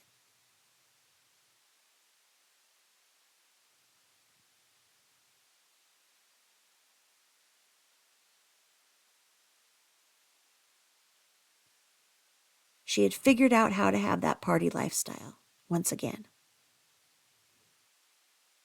But she couldn't afford the party lifestyle. There was no more money. There was no way to take any more money out of anything. The house was going to go into foreclosure. The impending court date was for the HOA that was not paid. That's in the discovery. There was no CPS case at all.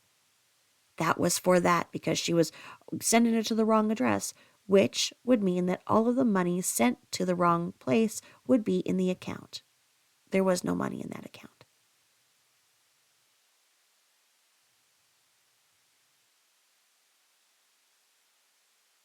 She got rejected. Her plan failed when she went to North Carolina. That was her plan. She was on that momentum.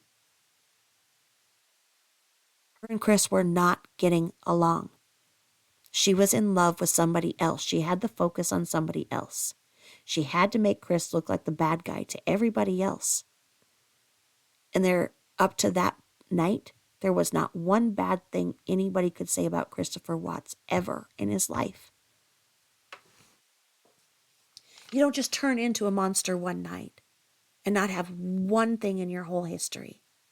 It doesn't happen.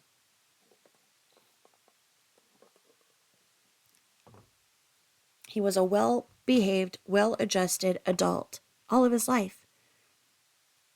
When they did the intake at the prison, did all of the psychological profiles, they found nothing. He has no pathology. He has no personality disorders. He is not a narcissist. She was. She didn't do well with cause and effect. That night, it was going to be over. She came in, was in a rage. She was going to blow up. She was going to confront him and make it be that, oh, he had this affair. It's all him and he needs to do this and he's not behaving right. I believe that she went and took out the girls. I believe his first confession. I think that he feels that he drove her to it because of his affair. Because he wasn't thinking right. Because of the sleep psychosis that he had from not sleeping for how long. Because of the substances that were being ingested in his body from the stickers she put on him. That made his body feel as if he was working out for 24 hours. That only allowed him to sleep for 3 hours a night. That cumulatively put him in a state of mind where he couldn't tell what was real and what was not real. He was doing things that were not consistent with his personality. Even if he did the unthinkable, why was her blood alcohol that of 3 times the legal amount? Why did Cece have methamphetamine in her liver? Meaning that she had been given methamphetamine. Not just that night. Yes, Sudafed could show as methamphetamine.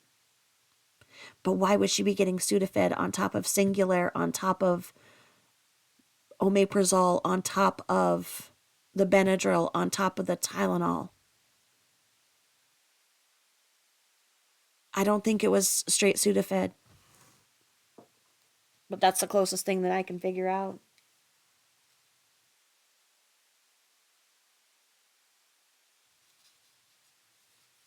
Christopher Watts played sports from age 5 to 17. Football and baseball. He went to NASCAR with his dad on the weekends. He graduated, went to NASCAR school. His parents paid for it. He still was very close to his parents until he was 26 or 27, till she came along and caused everything. He had 2 friends that were his friends lifelong. Her history, troubled in high school, didn't have any friends in high school, didn't have the kind of lifelong friends, if you will. She lied about going to college. What she said she was doing cannot happen. She said she was putting 4 years into 2 years, that she started college 1 week and was already doing clinicals. There is not a nurse out there that started college and was going to put 4 years into 2 years when you can't even prove that she had her high school diploma. You can't put 4 years into 2 years. It doesn't work like that. It is the opposite, in fact. It is the 2-year degree that actually takes 4 years, because you have to have 2 years of prereqs to even be able to apply to a nursing program. You have to have taken this class. You have to have taken this class. In order to take this class, you have to take this. I was in an RN program. I know this. It offends me the way that she acted like she was taking clinicals. She was lying about that. When she said, oh, she got accepted and she was going here and whatever. Maybe she started there for prerequisites, but it certainly was not that she got accepted into an RN program. That is a complete lie. Why all the lies?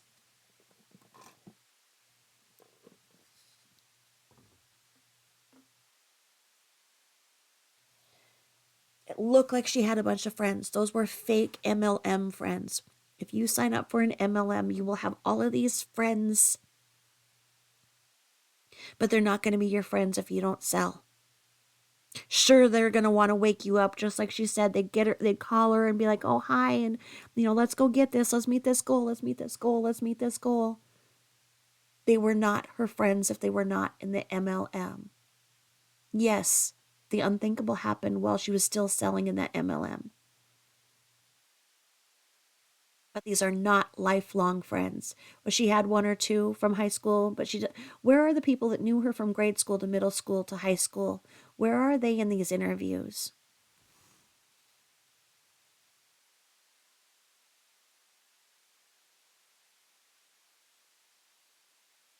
She told Christopher that, it wasn't love at first sight, that he would do. Basically, he made money, he believed her lies. She'd say he wasn't the kind of man that she wanted. She was bored with him.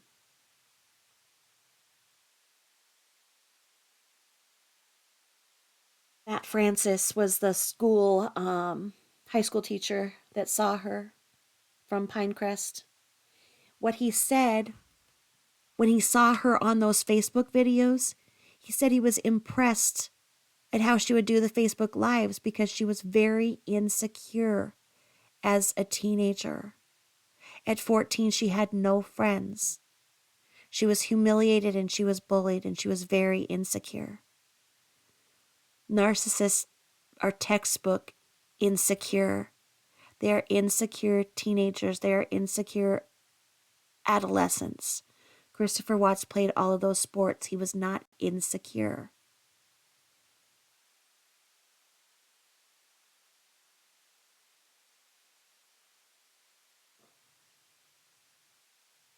So if you take it all together, as hard as it may be,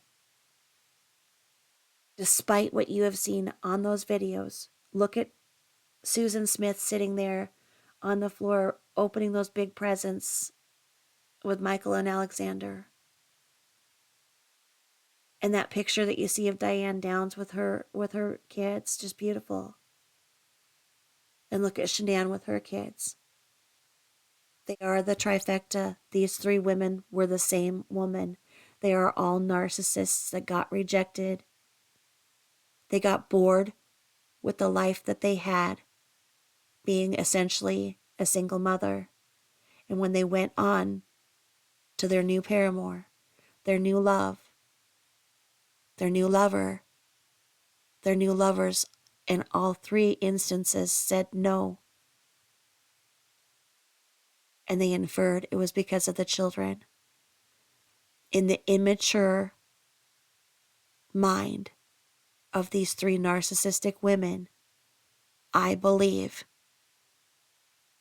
they saw the children as the obstacle and the obstacle that they needed to rid. And I believe that that is how it happened.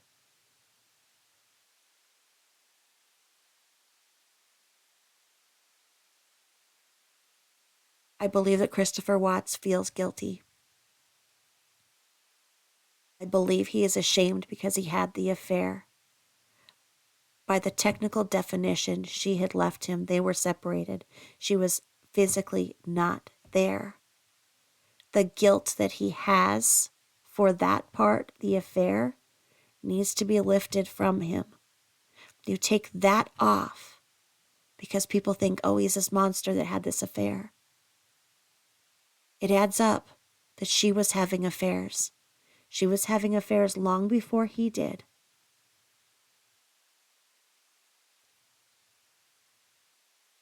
Her own mother said Christopher was saying the baby wasn't his. The baby wasn't his. He was saying the baby wasn't his. Where and when did Christopher Watts say the baby was not his? Think about it. It is not documented anywhere in any of the news things, any of the news conferences, any of his interviews. So where is Sandra Rusick saying that she knew that Christopher Watts was saying that baby was not his? When did he say it? Where did he say it? It's not in the text that we can see through discovery. It's not in the interrogations. That means that that was an ongoing conversation when she was in North Carolina, and that's why she was there, because he knew damn well that was not his kid.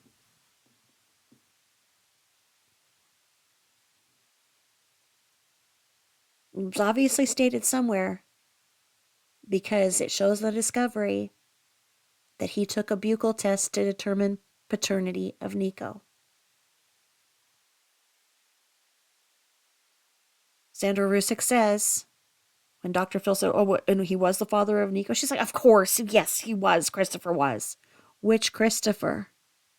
Miller or Watts? How would she know who the father was? If the DNA test was done, there is not a documented conversation that Christopher Watts had with Shannan's mother or father regarding the paternity of Nico. He did not talk to his parents or her parents until and after the sentencing.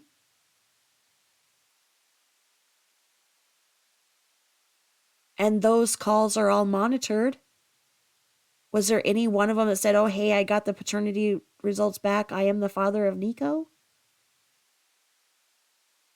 She would not have gotten those results. Those results would go to the father. She is not capable of fathering a child, allegedly.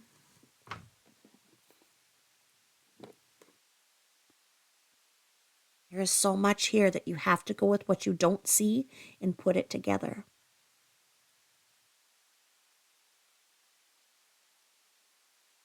She was in North Carolina because she left because she knew that that baby was not his. If you look at when she was in New Orleans. She had the leopard dress on she was joking around about, saying, she always wins. The leopard dress always wins. She's pregnant very shortly thereafter. She was in the arms of another man. She was taking pictures with this other man. She was out to elegant dinners with this other man. This other man left his wife and his children behind. She left her husband and her children behind. And the two of them went on vacation after vacation together. They had a fantasy love life. It was intoxicating to her, just as every other instance was when she was on top, when she was made to feel like the queen.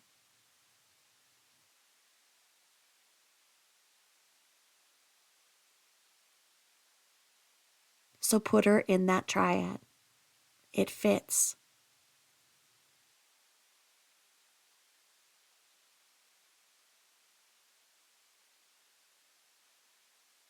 If you still cannot see how it would fit, then put it down and put it in the same line of punishment. To say that, well, what do Diane Downs, Susan Smith, and Christopher Watts have in common? They all either admitted or are convicted of unaliving their children. In Diane Downs' case, she claimed that she's innocent to the very end, and she was sentenced to, life, 50 years, and possibility of parole. And she could get out on parole. She could be out within the next couple of years. Susan Smith, 25 and the possibility of parole. She can be out in the next couple of years. Christopher Watts can't because he decided to say okay to the plea deal that they gave him that was life without the possibility of parole. LWOP.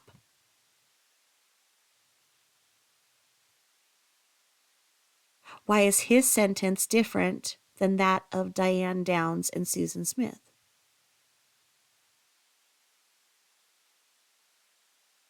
What did he have to lose by going to trial?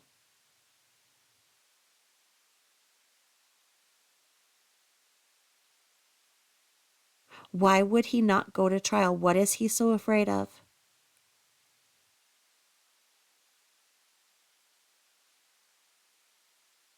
Why wouldn't he have wanted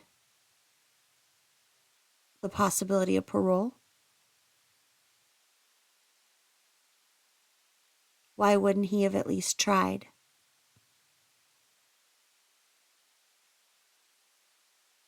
The fact that he continued to say that a demon took over him and there was a demon involved suggests that he had temporary insanity. Was he even competent to accept that plea deal, saying those things? Was he tested?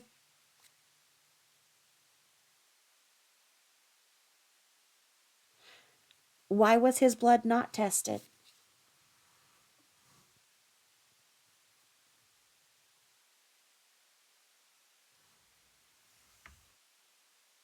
They had one of Shannan's friends bring all of the substances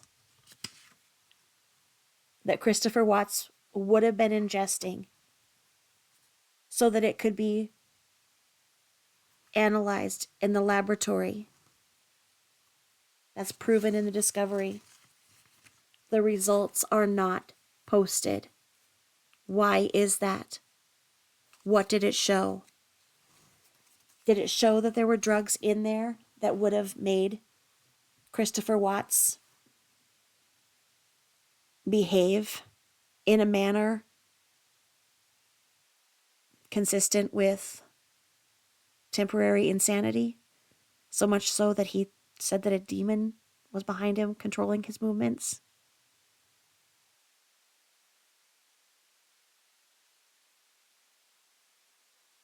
He has and had a right to an affirmative defense. The second he decides to get on his feet and stand up and let all of the truth and the facts be known,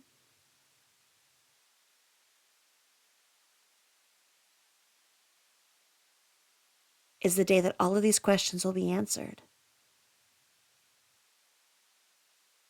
In Colorado especially,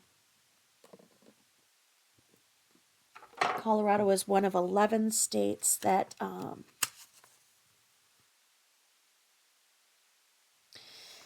you can have an affirmative defense. So the affirmative defense is when the defendant introduces evidence which, if found to be credible, will negate the criminal or civil liability, even if the defendant committed the alleged act. He could have claimed temporary insanity. He could have said that there was extenuating circumstances. He could have claimed rage. If he got the mail that Saturday, and that mail was what was on the seat of the Lexus when the cops got there, and he opened up the Lexus and he did something, I swear he was shuffling around papers. What if he got the paperwork that showed that she had not made the mortgage payments? And he knew that she had lied then again about all of that. What if he was in a simmering rage and he did the unthinkable?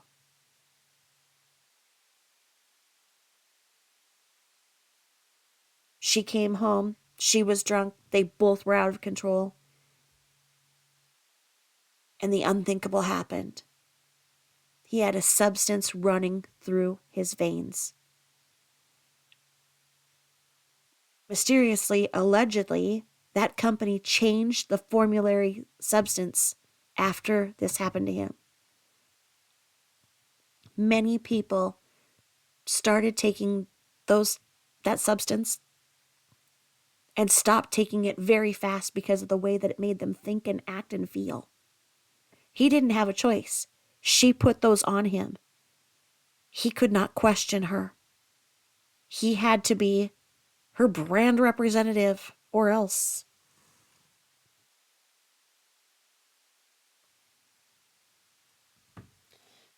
Colorado is one of 11 states where the insanity plea puts the burden of proof on the state. This means then that the prosecution must prove the defendant was sane during the commission of the crime. Colorado has the two-prong where they would say that the defendant was so deceased or defective in mind that at the time they didn't know right from wrong, or there was a condition of the mind that prevented them from knowing right from wrong. And what that's saying is that Colorado is one of 11 states where the defense does not have to prove that. It is not that Christopher Watts would have had an attorney to say that he was under the effects of this substance and he acted in a way in which he never would have, that he didn't know right from wrong, that he didn't understand if it was him operating or a demon was taking over him. It's not the defense attorney's job. It would not be under Christopher Watts's job to prove that. It would be the state proving that he was sane. And you can't. They knew that.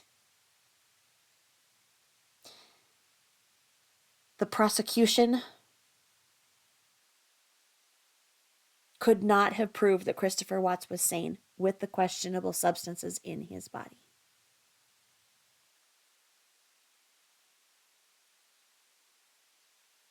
When he says things about the demons and other things, honestly, this points to there is something so wrong with his whole case.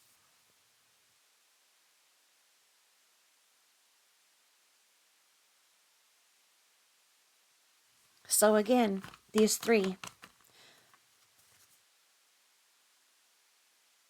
You look at these three cases. Susan Smith can be out on parole. Diane Downs can be out on parole. Christopher Watts never can.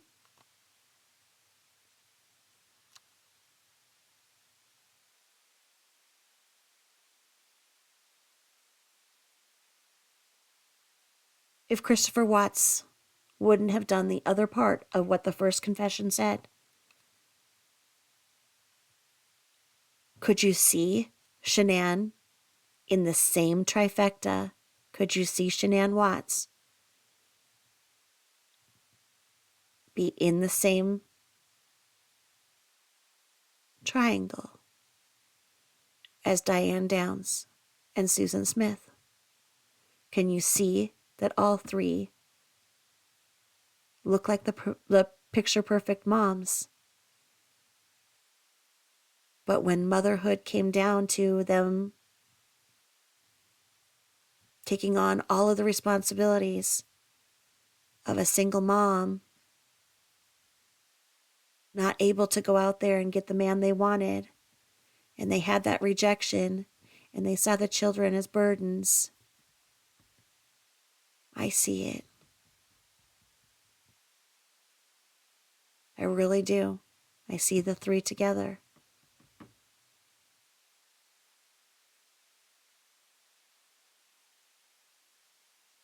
I don't think it's a psyop. I don't think it's a hit. I think this is very simple. I think it was really shoddy police work and an incomplete investigation with no evidence other than what he said.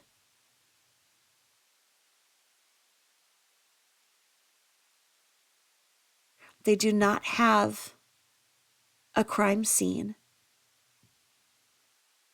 They do not know exactly when. They do not know what happened. They know what happened afterwards.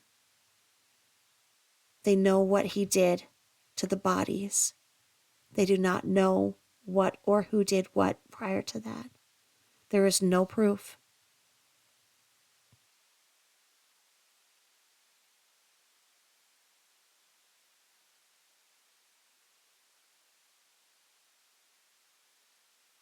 If you take it apart and the only thing he's guilty of, not the only, and I don't mean to trivialize it, it's still terrible. But he got rid of the bodies, if you take just that. Because there is doubt. There is reasonable doubt all over as to what happened. The fact that people say this is a psyop, the fact that people say this is a hit, it doesn't make any sense that it would be a hit. I don't get that, but anyway. There's so much reasonable doubt. That is why we talk about this case more than any other case.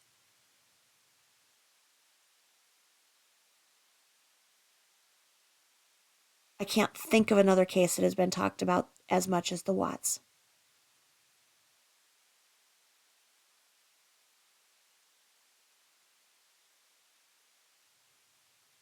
There's reasonable doubt. This could have never went to trial, and Christopher Watts he would have never got life without the possibility of parole.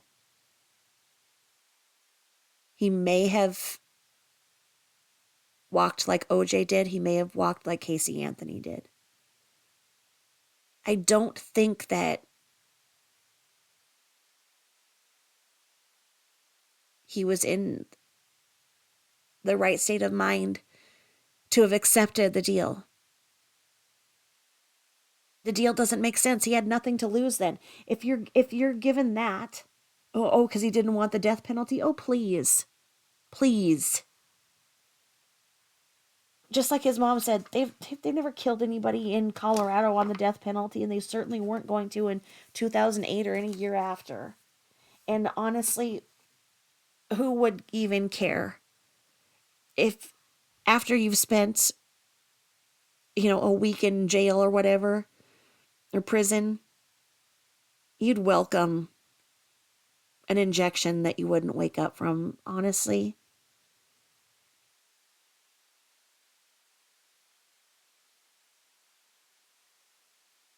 What made him take the worst possible deal that anybody could get? He had nothing to lose, and he has nothing to lose by pulling the 35C. Someone in the comments wrote, and I do agree on this, that someone set him up. It was basically like a setup, or somebody has something on him that if he talks, they would go after his parents. That is the only possible way in which he would not talk. And I don't know how it's a setup. I don't know who wants him quiet. I don't know what he's afraid of. But that's the only possible thing, is that he fears something happening to his parents. And what would it be? What would he be so afraid of?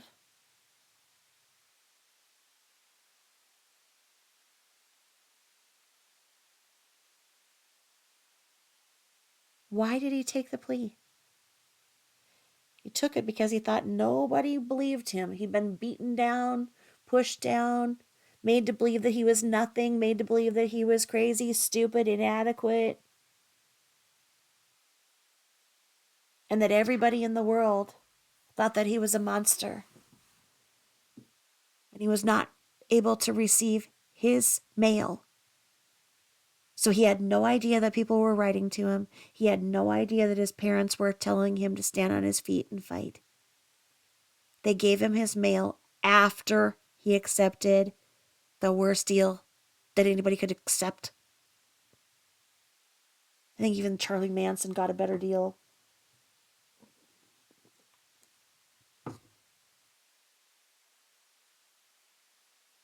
It's so bizarre.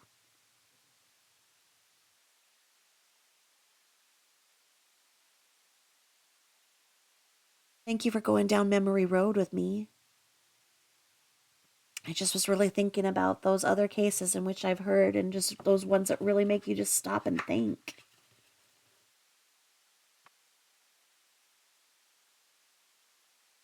This one's up there. You think that he'll ever stand on his 2 feet and fight?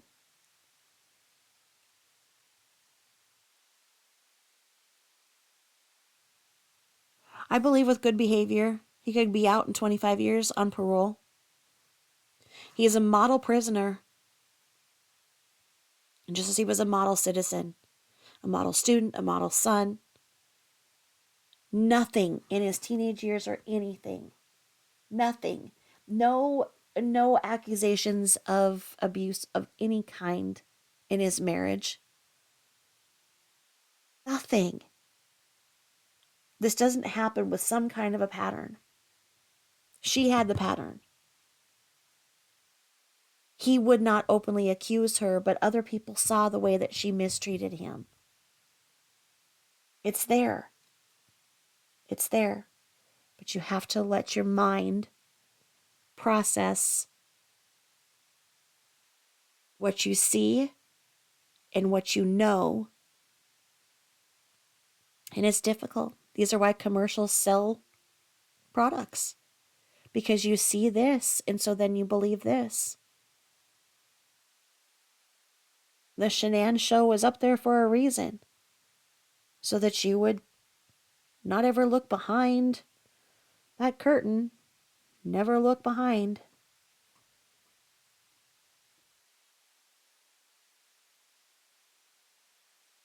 Well, the curtain's been pulled back now. And it's time for the truth to come out. And again, I thank you for listening to me and for being a part of the truth. And like I say, it's just coming together where I really see that the headlines are the black and white. Black and white just sell. They sell so that then other people will make money off of those headlines. The gray in between is where the truth and the story is told. And the gray matters. And if you look at it, that's what we call our brain. It's gray matter, right? So isn't it ironic that between the black and the white headlines, the truth is in that gray, and the gray matters? And that's where we're working. We're looking at the gray. We don't care about the black and white. That's those people running around going and with their little clickbait. We want more. We want the whole story, and we want to see how this happened so we can make sure that things like this don't happen again.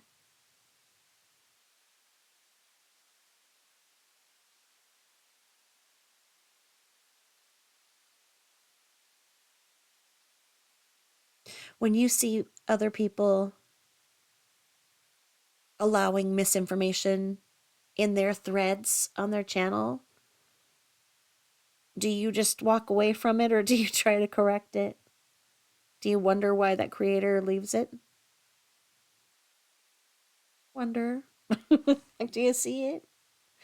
And if you're still wondering what I'm talking about too, about the paternity, go over to the channel Neeks Peaks, NEEKSPEEKS, and look at the episode called DNA Hearsay. She's the best creator in all of this, and really just shows the DNA hearsay so well. So well. Just points it all out there. And again, I did everything under the Fair Use Act, and everything I said is alleged. I hope you enjoyed my story. I hope that it helps you sleep well. Wink, wink. Thank you all, and I'm sorry that my brain was not all there today because I keep getting interrupted. My brain has a cramp in it. Oh, thank y'all for listening, and I will talk to you soon. We are coming upon the weekend, so have a great weekend. I need to try and do a live here one of these days. So everybody can just settle down around here and let me be on a live. For fuck's sake. All right. Anyway, if you liked this, please please subscribe, and share with your friends. Thank you so much. Bye-bye.